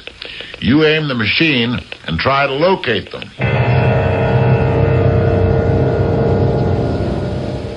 Mr. Tanner, welcome back to Dry Lake. We're delighted you returned. You've decided to help us get those who are in our dimension across the threshold. I'll do what I can to solve the problem for everyone. Why did you wait 40 years for this? We have no time spans like you. For us, time is all one. When we live forever. When we die forever. You've probably wondered what's in this box that I brought. I call it the Tanner counter. I made one for a friend who uses it to find gold. I made this one to reveal the unseen spirits in your dimension, who I shall be dealing with. I remove it from its box, and can you hear that? Right here with us are one or more souls in your dimension. Mrs. Fairley, would you like to hold this counter? Oh, no. I'll stand next to the two of you and listen. Why don't you try it, Mr. Fairley? That's right. Now point it upwards. Hold it steady. Mr. and Mrs. Fairley, we shall meet in another place.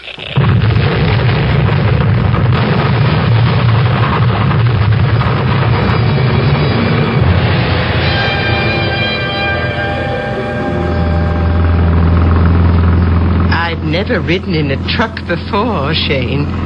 Glad you said you would, Miss H. The whole thing is mysterious as anything. I saw Jeff a week ago, went back the next day. His store was for sale. He had disappeared. Is it because you think he's at Dry Lake that we're going there? Yeah, I thought I'd have a look around and see for myself. Now, we're coming into the main street in a minute, Miss H. I want to warn you, you're in for a surprise. A lot of improvements have been made. I know this place, and what a shambles it is. Tragedy, really. What is it? What's the matter? Why did you stop like that? What's happened? The paved street, the lawns, those beautiful cars in the driveways. What on earth are you talking about? This is Dry Lake, the ghost town it's always been. Believe me, Miss H., this isn't the way it looked last time I was here. You mean when you were a child, 45 years ago? No, just the other day. After the 4th of July picnic. I wish Jeff was here right now. I'm sure he could explain all this. It's beyond me. Did you say Jefferson? Where did you say he was? I don't know. He's just left town.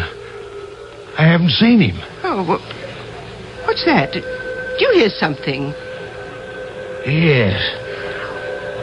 Did I leave the radio on in the truck where we parked it? Oh, no, it doesn't work. Oh, it's not music. I hear voices, don't you? People laughing and talking. It's as though a whole town were waking up. And it's right here, in this abandoned playground. All around us. So strange. As if there were people right here, right now, living a life which we can hear but can't see. Do you suppose it's this town? That it somehow affected us? Could it be our imagination? No, Miss H.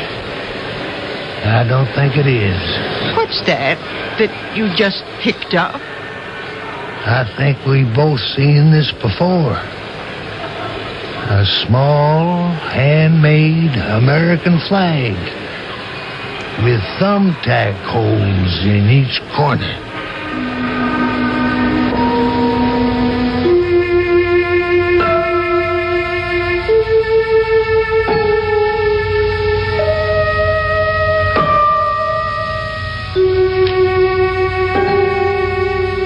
The conclusion I came to was inescapable. Our atomic scientist turned hardware store owner knew enough science to build a small device that sent the Fairleys and himself out of the orbit of earthly dimensions. One can be fairly certain that none of the three who disappeared would ever return from that trip, for it was indeed a final one across the threshold. I shall return shortly.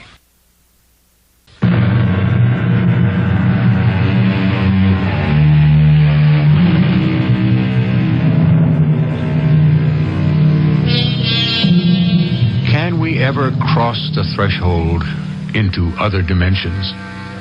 Are they there? Do they exist? Because today we cannot discover them does not mean they don't exist. Because we cannot see does not mean we never shall. Ultimately, man will know much more about himself and his universe. Almost 2,000 years ago, Mark Antony said, "Nothing is now left remarkable beneath the visiting moon." I think we'll still be saying that 2,000 years from now. Our cast included Fred Gwynne, Robert Dryden, Bryna Rayburn, and Ian Martin. The entire production was under the direction of Hyman Brown.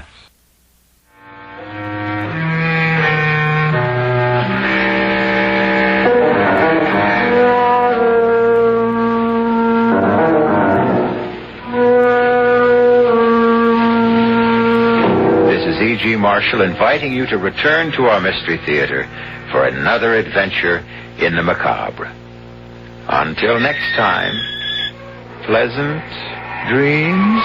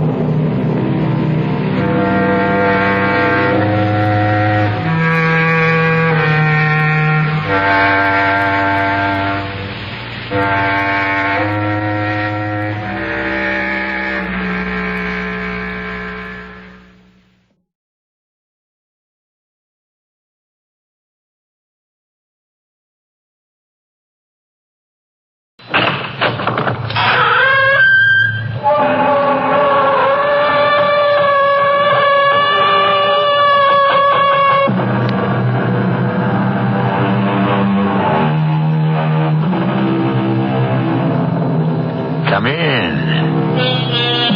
Welcome. I'm E.G. Marshall, major domo of this mansion of the mysterious and the macabre. We complain that so many of the old values are lost on this new generation. And it may be true. But consider some of our old values. We were told to look before you leap, but we were also told he who hesitates is lost. Obviously, there has always been a problem in communication. As the philosopher said, we must simplify. Simplify and clarify.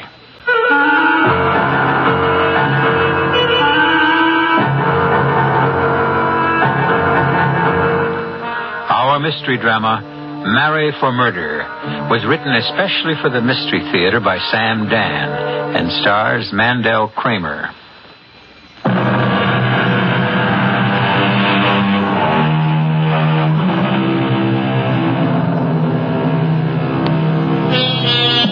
All of us are looking for something, and if we want it badly enough, perhaps we might visit the office of James Kellogg.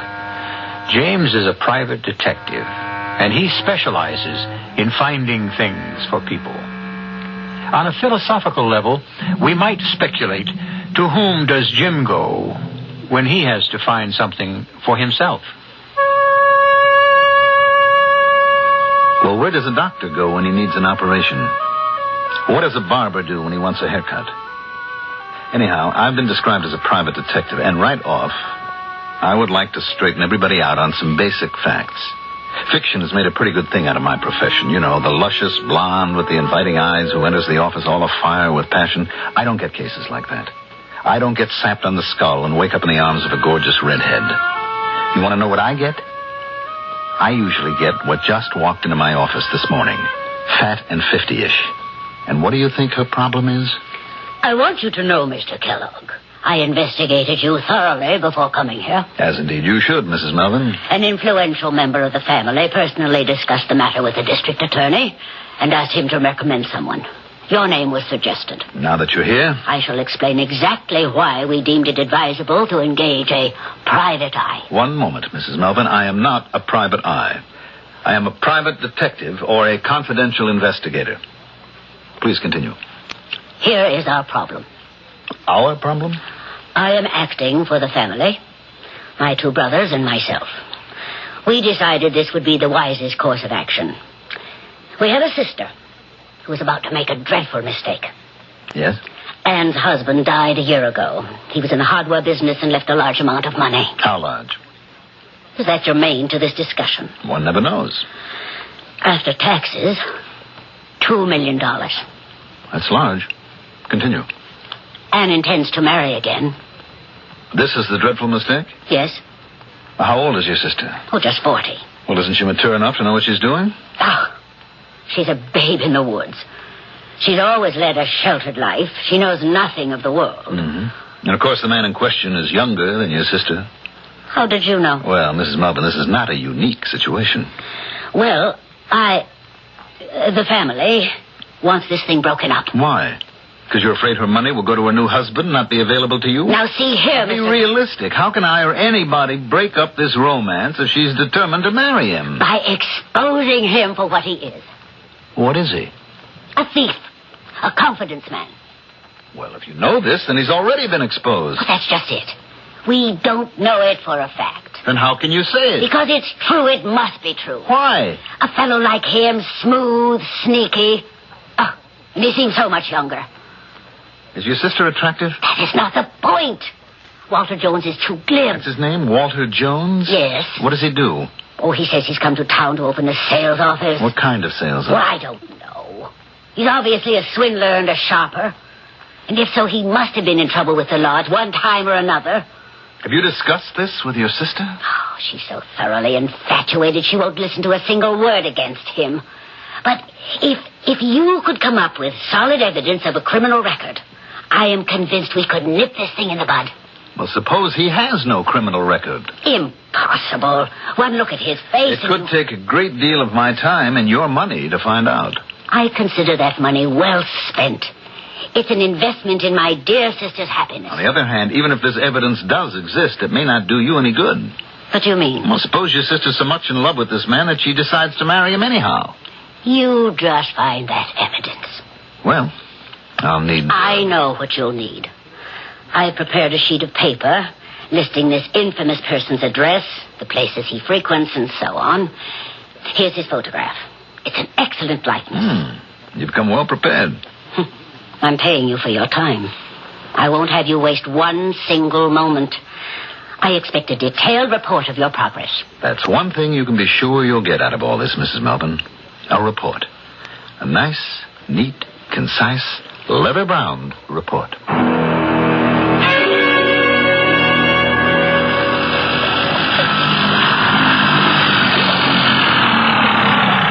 did you cut the motor, Walter, darling? Oh, it's so lovely out here. Let's drift for a while. Let's lie back and look up at the sun and not go anywhere. Yes, why not? Isn't that really what we're doing? And, dearest, what do you mean? Aren't we just drifting? Not getting anywhere? I know. Let's get married. I want that, dear, more than anything in the world. Well, then why don't we get married tomorrow? Where? Anywhere. There are enough judges, clergymen. No, dear. You really don't want to marry me, do you? Now, what you're saying is let's go off and get married. Well, yes, that's what I'm saying. Yeah, and your family will say, aha, we were right. About what? You know about what. Right in thinking there's something shady about me. See, he stole her away. No, I want us to be married properly. Oh. And you do, too. You know, dear, you're really a very old-fashioned, conservative girl at heart. No, I'm not. Oh, yeah, you want a formal wedding surrounded by your family and friends. But my sister and her brother say that they won't come. Very well. We gave them their chance. Darling, a marriage should be forever. Even though we both had previous experiences that might deny it. However, this is the real one for each of us. Oh, yes, darling. It is. I know it is. Then let's be patient. Perhaps for just a little while. Oh, I've been patient with my stupid sister long enough. Well, let's give them a little more time. And when they get to know me better... I don't care. Darling, I am doing this for you. If it were up to me, we'd be standing before a justice of the peace tonight. But your family means so much to you. You want their approval. So, let's wait a little while. All right, darling. But that's going to be a very little while.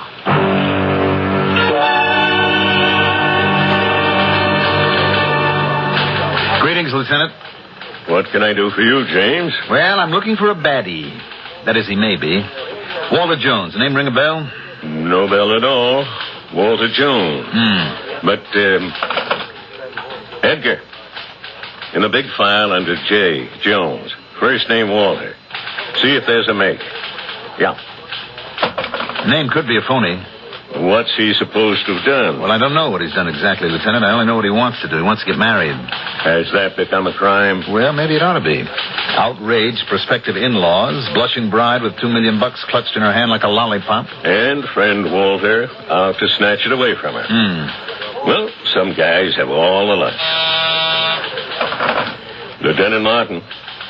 Yeah, Edgar? Oh, thanks. Sorry, James. How about the listing from the Federals? A blank. And Edgar checked the all states wanted folder, too. Oh, can we cross-file him, Lieutenant? It means we'll have to look at a lot of pictures. Well, you might want him one day yourself. What's this guy's M.O.? Well, if he has one, he's a confidence operator. Makes a habit of marrying wealthy widows. This mugshot here on the file. Here's your guy in the picture. Walter Jones. It's his real name. Age 33. Did 2 years for stock swindle. That's the only rap they ever got him on. But look at what he beat. Yeah. Suspicion of homicide. Carolyn Jones, wife. Released lack of evidence. Tried for murder. Julia Jones, wife. Acquitted. Yep. And now does the mad wife killer strike again? A lieutenant's suspicion will get us nowhere. And the time that he was tried for it, he beat it. I don't know what we can do. The fraud thing he's already paid for. The suspicious stuff... Neither here nor there. Legally, he's innocent. So he cannot be arrested. He can't be stopped. I'm not out for an arrest, Lieutenant. All my client sent me to the store for was information, and I got it. Thanks, Lieutenant. And thank your department for your courtesy and cooperation.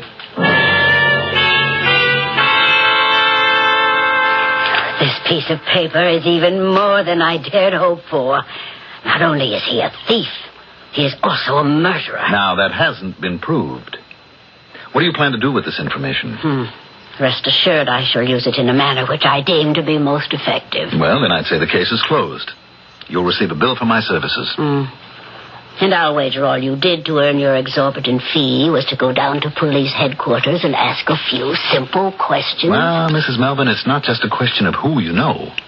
It's what you know.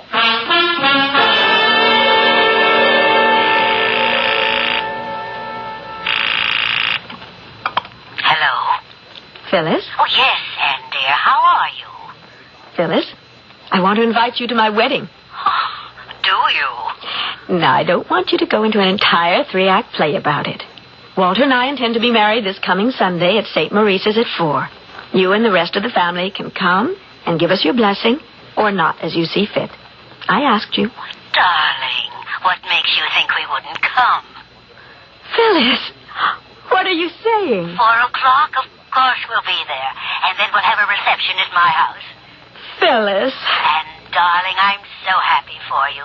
Now, let me call everyone. Goodbye, dear. I'll talk with you later. What do you think of that? What is it, Anne? They're coming. My family is actually coming. All of them? Roy and Bob, everyone. Well. Phyllis calls the shot. I told you they'd see the light eventually. Now, aren't you glad we didn't run off somewhere and have this most meaningful and beautiful ceremony performed among strangers? You were right, dear. You're always right. Stick to your own point of view, dear. Eventually, people come around. Oh, Walter, I don't know what I'd ever do without you. Don't worry, Anne, darling. You'll never be without me.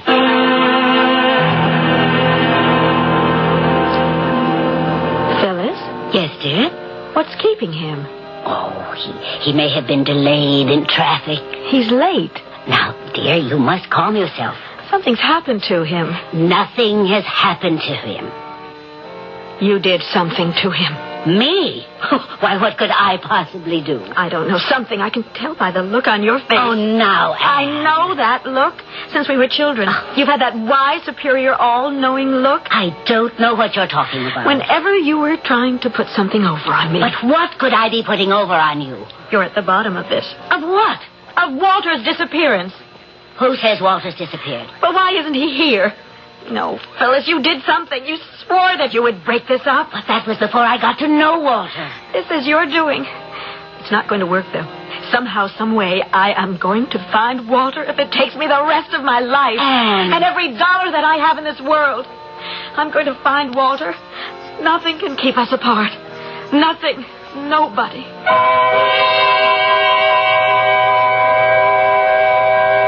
Well, there's a ringing endorsement for you. But what did happen to Walter Jones? You know perfectly well he's not going to show up at the church. But why not? Assuming the information on him in the police files is correct, isn't that his thing? Doesn't he marry rich women? Obviously, we have a lot of ground to cover, and the second act will be with you in just a few moments.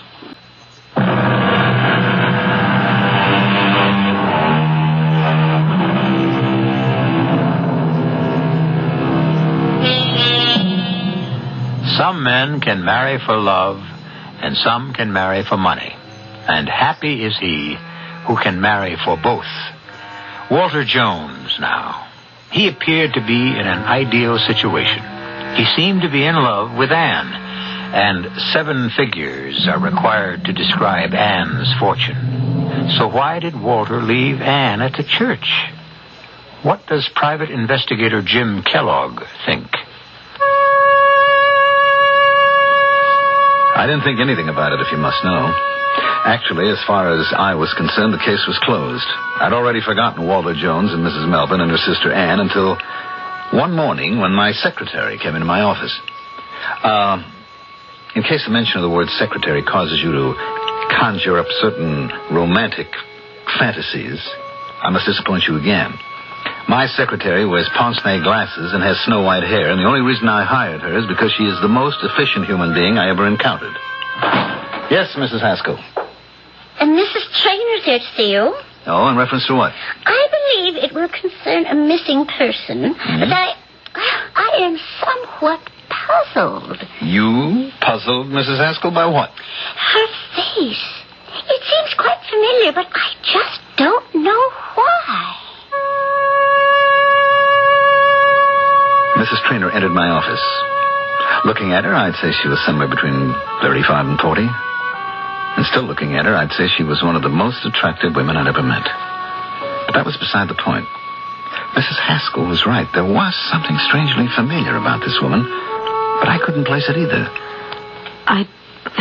I don't know how I feel about all this, Mr. Kellogg. What do you mean?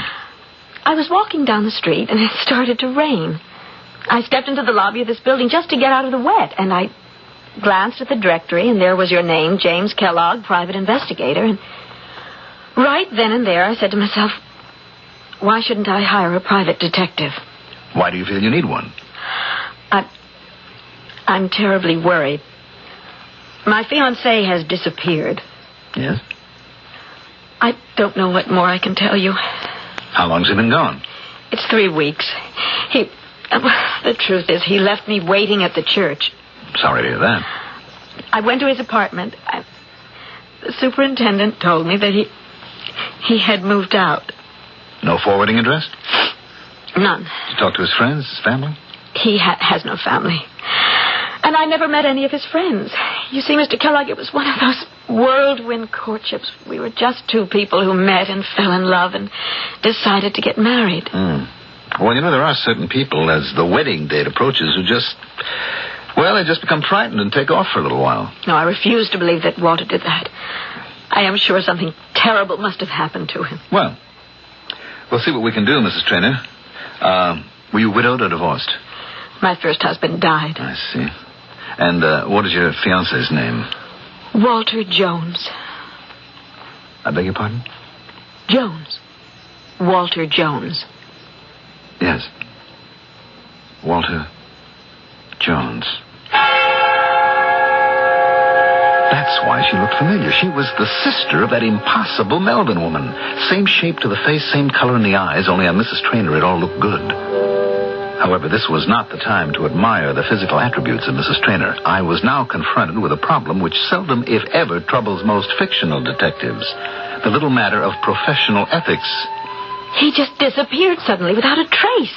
And your first name? Anne. You have a family? Oh, yes. A sister and 2 brothers. Mm-hmm. What was their attitude toward your fiancé? They were violently opposed. They thought that Walter was after my money. But that's impossible. You sure? Of course. And talking about money, I've plenty of it, so you needn't spare any expense in looking for Walter. Excuse me? Yes? I've been thinking why that Mrs. Traynor looked so familiar. Finally, it came to me. Could it be she's related to that Mrs. Melvin? Yes, precisely. And it concerns an allied matter. Oh? It will therefore be necessary for us to adopt an attitude toward the situation, Mrs. Haskell. But don't you bother. I'll come out to see you. You'll take the case, won't you, Mr. Kellogg? Would you excuse me for just one moment? My secretary has a most urgent problem.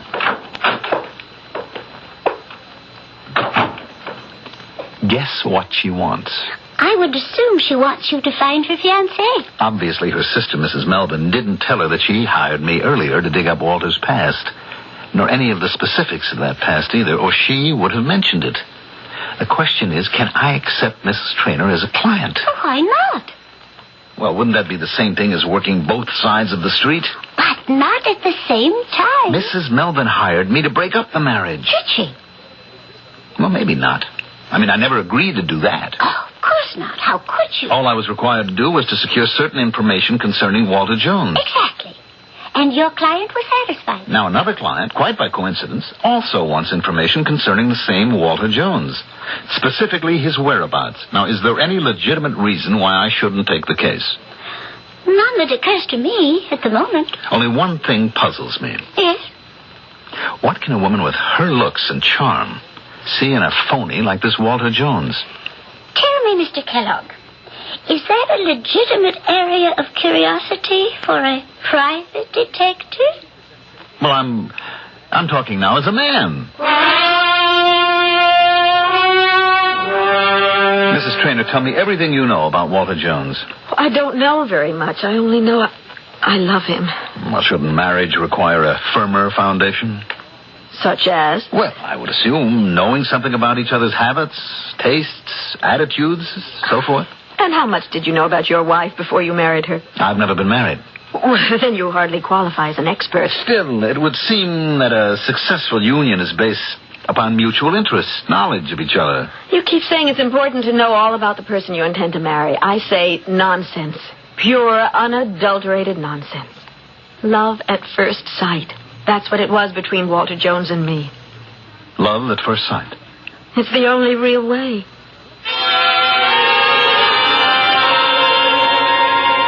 Mr. Kellogg, have you begun work on Mrs. Trainor's case yet? Yes, Mrs. Haskell, I have. Or do you suppose you have any operational reports for me to type? Seems a shame to turn a man like Walter Jones loose on Mrs. Trainor. That's not our problem, Mr. Kellogg, is it?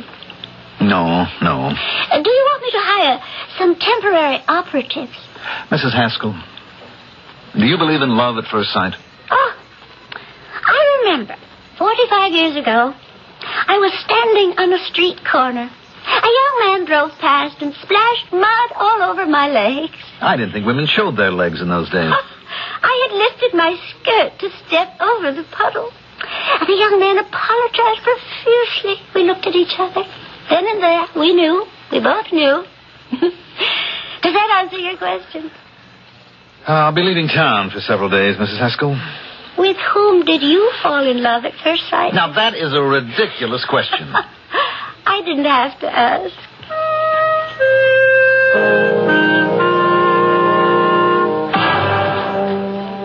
Sergeant, I understand about 7 years ago you were the arresting officer in the Julia Jones murder case? Yeah. Well, as it turned out, it wasn't a murder, so it never even got to be a case. What happened? Oh, she was an older dame. They went out in their boat. She drowned. He claimed she fell overboard. Pretty heavy insurance there. And so the relatives started pointing fingers. How'd it work out? Well, I just booked him on suspicion. The DA figured he didn't have enough for an indictment. The thing just dissolved. Mm-hmm. And what do you think? Well, I guess we'll never know, huh? Mr. Thorpe, I understand you're the attorney who prosecuted Walter Jones a few years ago for the murder of his wife, Betty? I was the assistant, and that little case may have cost the DA his job. I never saw anything fall apart the way that one did. Did he murder his wife? You haven't murdered anybody until the jury says so. How did it go? She was his second wife. He claimed she had been acting nuttish, and so on that night she came at him with a revolver. So he grappled with her, it went off, and killed her. That doesn't sound like the strongest story in the world. No, and especially since it came out that his first wife had died a few years before under what might have been suspicious circumstances. Drowning? Yeah. Well, my ex-boss, the DA, was politically ambitious. He saw a chance to get publicity. He figured there'd be no trouble getting a verdict of first-degree murder, considering Walter Jones' past record. Well, what went wrong? Everything. Turned out the wife had been psychotic. She had threatened to kill him in front of witnesses. There was so much doubt, the judge made a directed charge for acquittal. What do you think? Well, if he married my daughter, I don't think I'd sleep nights. Well, Mr. Kellogg, what have you discovered? I've discovered that we can't take a chance. Oh, on what? No, that should be on whom? On Mr. Walter Jones. How do you mean that? He may or may not be a murderer. He may or may not have murdered his previous wives for their money. Is this what your client is paying you to find out? I was under the impression she wanted you to find him. If I do, she'll marry him. Oh, it's a free country. But I can't take that chance. I mean, suppose he kills her, too. She's very rich. Well, why not show her the record? Now, that won't stop her. She'll say he's being framed. Then what do you propose to do? I don't know. She's a woman who has a terrific sense of loyalty. Then why not drop the case? No, I couldn't do that. Why not? Because she'd just go somewhere else, find somebody else to find Walter Jones. Well, what happened to Walter Jones? No, he'll turn up. What makes you so sure? Anyway, right now, I have a really pressing problem. Oh, what? When it suits his purpose, Jones will show up to marry Ann Trainor. There's only one way I can save her. How? I have to make her forget Walter Jones. Once again, Mr. Kellogg. How? How? Well, there's only one way. By making her fall in love with me.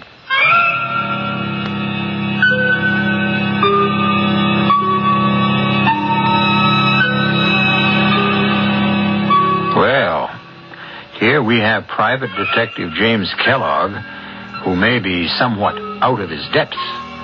From what you know of him, he's not the swashbuckling romantic hero. And yet, he is proposing a most swashbuckling romantic ploy. Well, he's never done anything like this before, which means that Act 3 should contain surprises for all of us.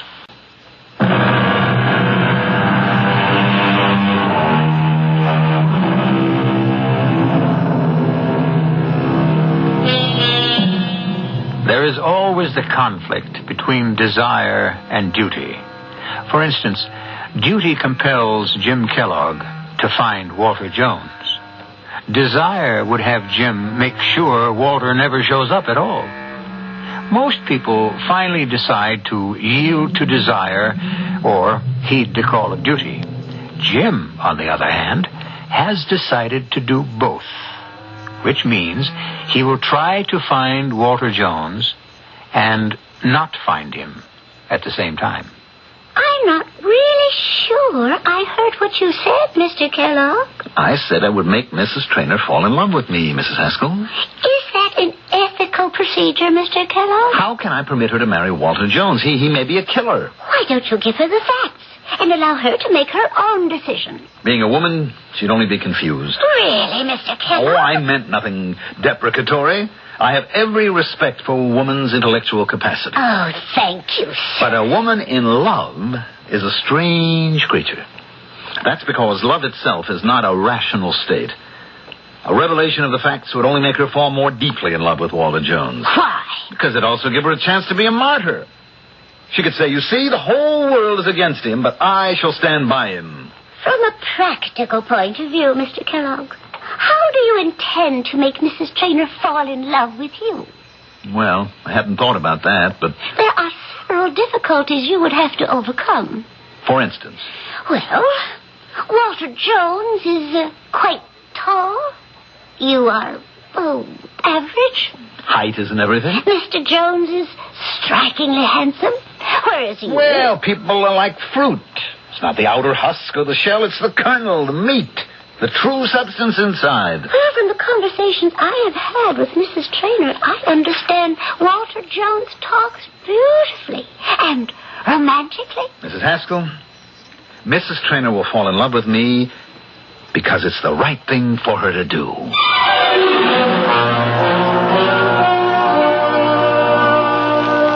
I've been trying to reach you for these past few days to see if there's been any progress. Oh, I was out of town, Mrs. Traynor. I'm so worried.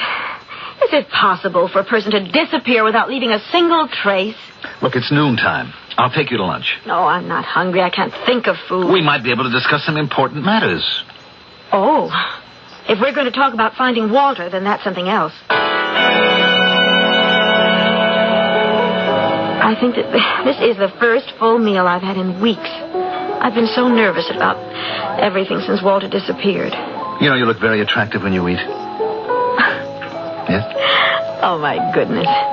Do you realize that was what Walter said to me? Walter?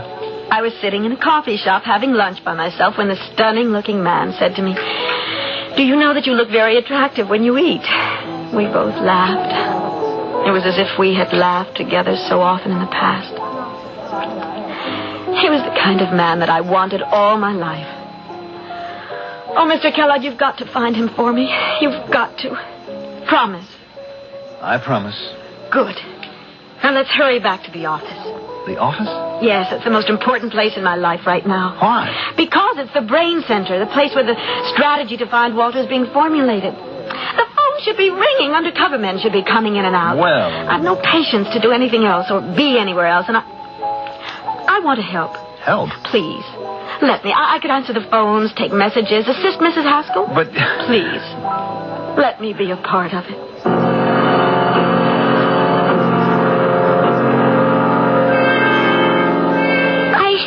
I have an assistant. What can I do?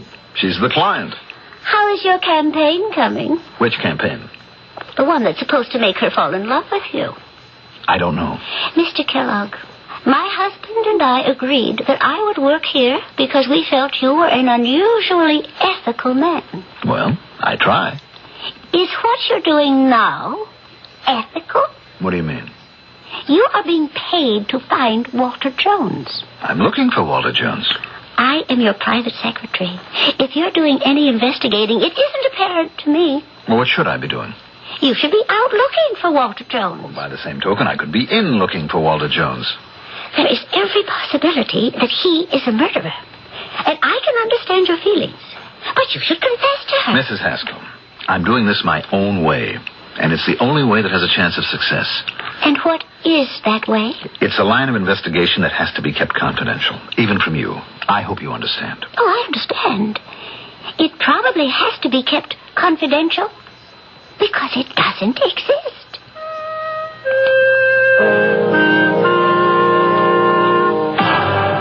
Oh, I don't think I could concentrate on tennis, Mr. Kellogg. Well, fitness, that's a must for a detective. And right now, you are a detective. Well... Come on. You need some air, some sun, some exercise. That's right. I must be strong for Walter.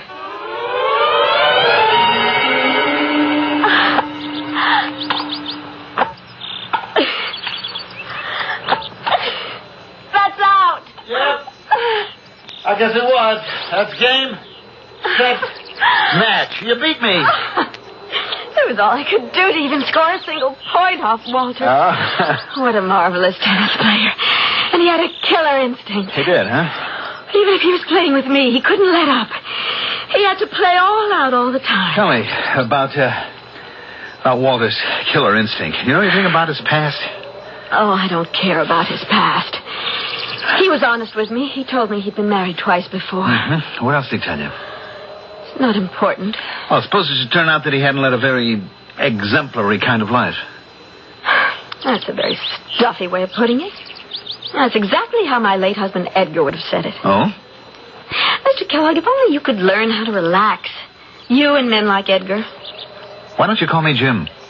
Oh, no. You're the Mr. type. The correct, formal, proper Mr. type.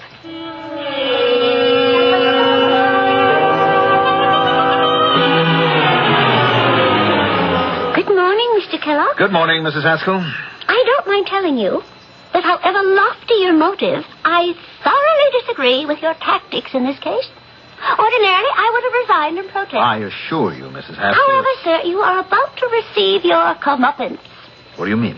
Mrs. Traynor is waiting in your office. And I would say she appears to be somewhat miffed. Miffed? Surely you knew you were headed for trouble. Well, sir, it has finally arrived. What are you talking about? Why don't you ask her? Good morning, Mrs. Traynor. Mr. Kellogg, may I have the bill for your services rendered to date? Why, Mrs. Traynor? You've been very pleasant. You've taken me to lunch, to dinner, to tennis, golf, theater. You've done everything but look for Walter Jones. But I have been looking for... Oh, please. I was married to a businessman for over 20 years. I know when things are being done in a businesslike fashion. No work has been done in this office on Walter Jones. There have been no phone calls, no reports. It dawned on me that you're not looking for Walter. I asked myself why, and then I realized. You're in love with me, Mr. Kellogg. Do you admit it? Yes. Well, it's impossible. Why? Because I love Walter. It's quite possible he murdered 2 wives. It's impossible. I can show you the record. I have seen the record. Walter was completely honest. He told me the police were suspicious, and he agreed that they had cause to be. How did he account for his first wife's drowning? She fell overboard. It was foggy. He couldn't find her. You believe that? The authorities believed it. They refused to prosecute. 1 accidental death I might accept, but 2? He was terribly lonesome. He needed companionship. He married in haste, and... Oh, she was a psychotic. It was obvious. And how will they account for your murder? I think that's despicable. All right, Mrs. Traynor, I am in love with you. See what I mean? You're in love with me, and you call me Mrs. Traynor. You weren't trying to find Walter Jones. But I was. Excuse me. Yes? Mr. Kellogg, I want to apologize. You were looking for Walter Jones after all. Billy Smith just called and said he's living at 19 Gladstone Oval. His phone number is 555-8308. Thank you, Mrs. Haskell. I want to settle up our account. Send me a bill.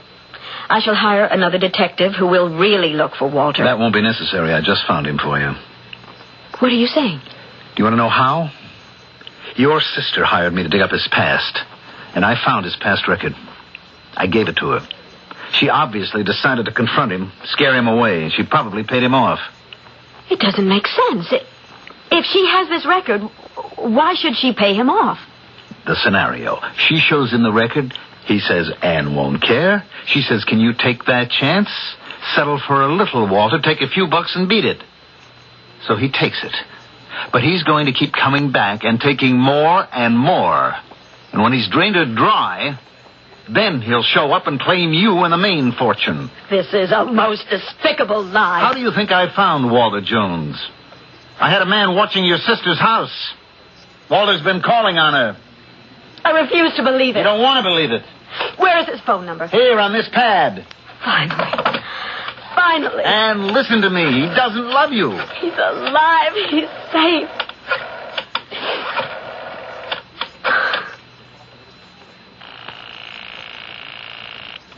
Hello? Walter. Darling. Anne! Why did you disappear? Anne, I began to worry that you might begin to think about my record and have doubts. Oh, you fool. You wonderful fool. Do you love me? Oh, Anne, I love you so much. Please come to my apartment. I'll be home in 20 minutes. I love you. I am so grateful to you, Mr. Kellogg. Send me the bill. He doesn't love you. He does. I can prove it. How could you prove such a thing? It's impossible. You don't want me to prove it. It can't be done. Walter and I are completely in love. All right, you're afraid, and I don't blame you. What would I be afraid of? Afraid to put his love to the test. What test? I say that all he wants is your money, and I propose a test that can prove it. But you're afraid. Now, I am sick and tired of the cynicism showed by you and my sister and my brothers. And everybody wants to brand Walter Jones for life. I'd like to wipe that self-righteous smirk right off your face. You know, if you have a legitimate way to put his love to the test, I'll give you the chance to go wrong.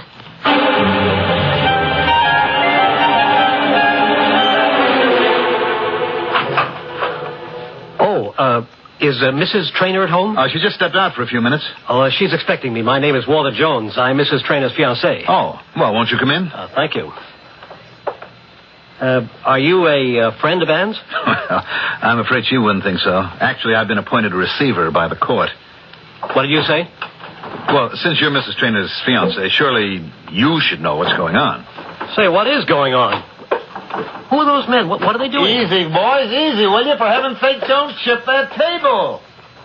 Well, it should be obvious, Mr. Jones. I'm the receiver in bankruptcy, and the men here are removing the furniture. You can put two and two together. No, wait. I'm not sure I understand. Well, it'll all be in the papers tonight anyway. It wasn't generally known. But Mrs. Traynor's husband left the company in bad shape when he died. They've declared bankruptcy. We've been ordered to attach Mrs. Traynor's assets, too. Mrs. Traynor's? Yeah. You know, her bank accounts, jewels, spurs, furnishings. Yeah, she was on the books, you see, as an officer of the corporation. Now, wait a minute. According to the law, an officer of the corporation is not responsible for... I see you know your law. That's true, ordinarily. But in this case, we have reason to suspect fraud. Oh? I think she'll be stripped clean. But she's lucky. She'll have you to take care of her. Me? Yeah, you said you were a fiancé, didn't you? No, I'm sure you misunderstood. I said I was a friend of her fiancé, and I was passing through, and I just thought I'd say hello. Well, sit down. I mean, she'll be right back. I'm sure she could use some cheering up. Oh, I wish I could do that, but I have a plane to catch. Well, I'll tell her you were here. Thank you. Goodbye. Jim. Walter Jones dropped by to say hello. So I heard. I'm sorry. You win. May have won the battle. Lost the war. No. When I saw the two of you side by side, I realized that I was really very happy with my first husband. I'm not a very exciting guy, Anne. Well, at least I can be sure of one thing. You'll never kill me for the insurance. And no woman who married Walter Jones could ever make that statement.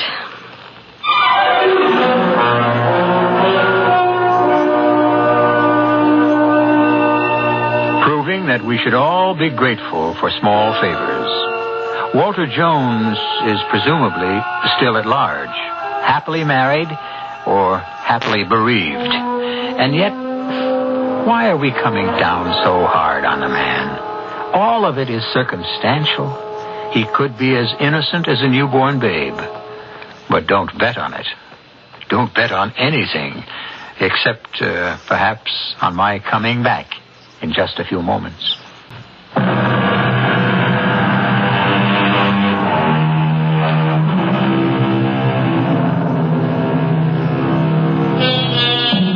We look down, perhaps, on a beautiful girl who marries an older man for his money.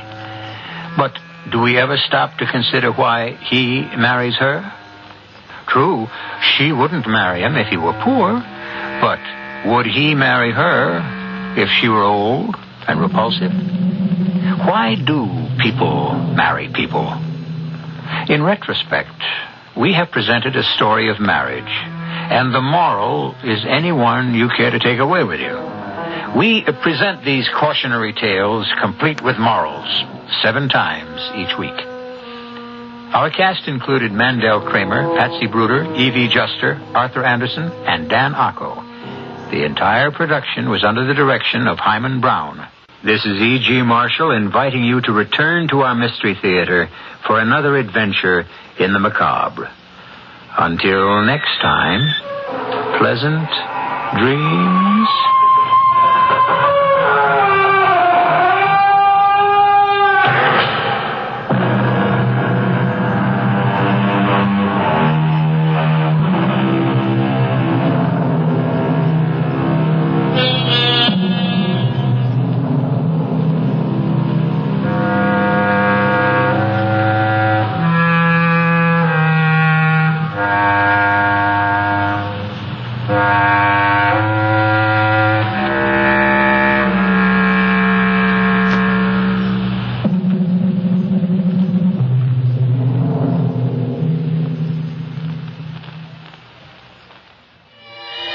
Filling the air with bright and beautiful music. This is KIXI, Seattle.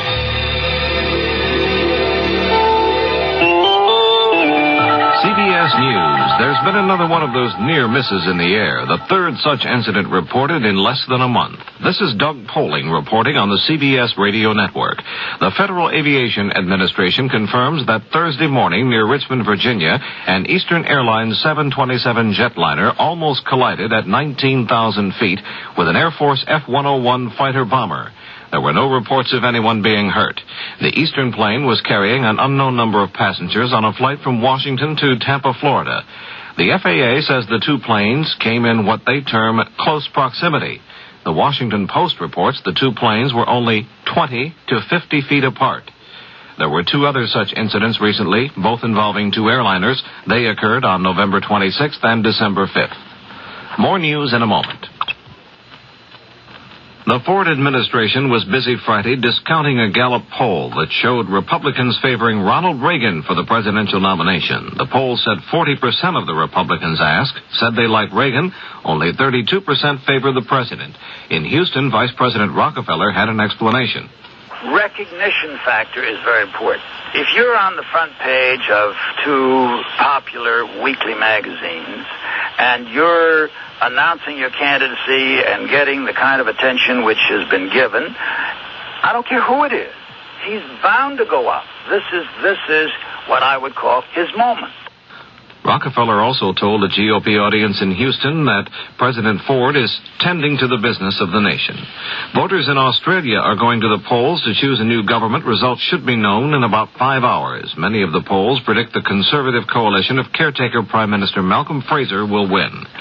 The controversy continues over whether the supersonic airliner should be allowed to land in the United States. The British and French who developed the plane are trying hard to get such permission. There are reports the Ford administration is pressuring the Transportation Department to okay the SST. Nelson Benton has a report. Transportation Secretary William Coleman told a congressional subcommittee he is not being pressured by other government officials to allow U.S. landing rights for the British-French supersonic transport.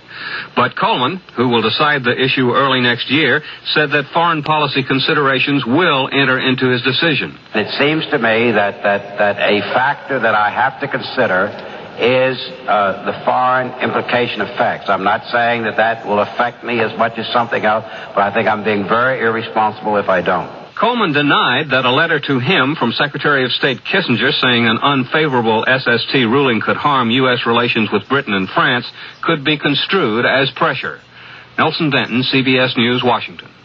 In Toronto Friday afternoon, a bus carrying commuters home stalled on a railroad crossing. A train traveling at 70 miles an hour smashed into the bus. 8 people were killed, 20 others injured. 2 University of Michigan economists are predicting that business profits will increase sharply next year as the nation moves out of the recession. Professors Saul Hymans and Harold Shapiro predicted that the gross national product will rise 5.9% in 1976, compared with a 2.9% decline this year. Senator Frank Church of Idaho, the chairman of the Senate Intelligence Committee, says if he decides to seek the Democratic presidential nomination, he will resign from the panel, which has been probing such agencies as the CIA and the FBI.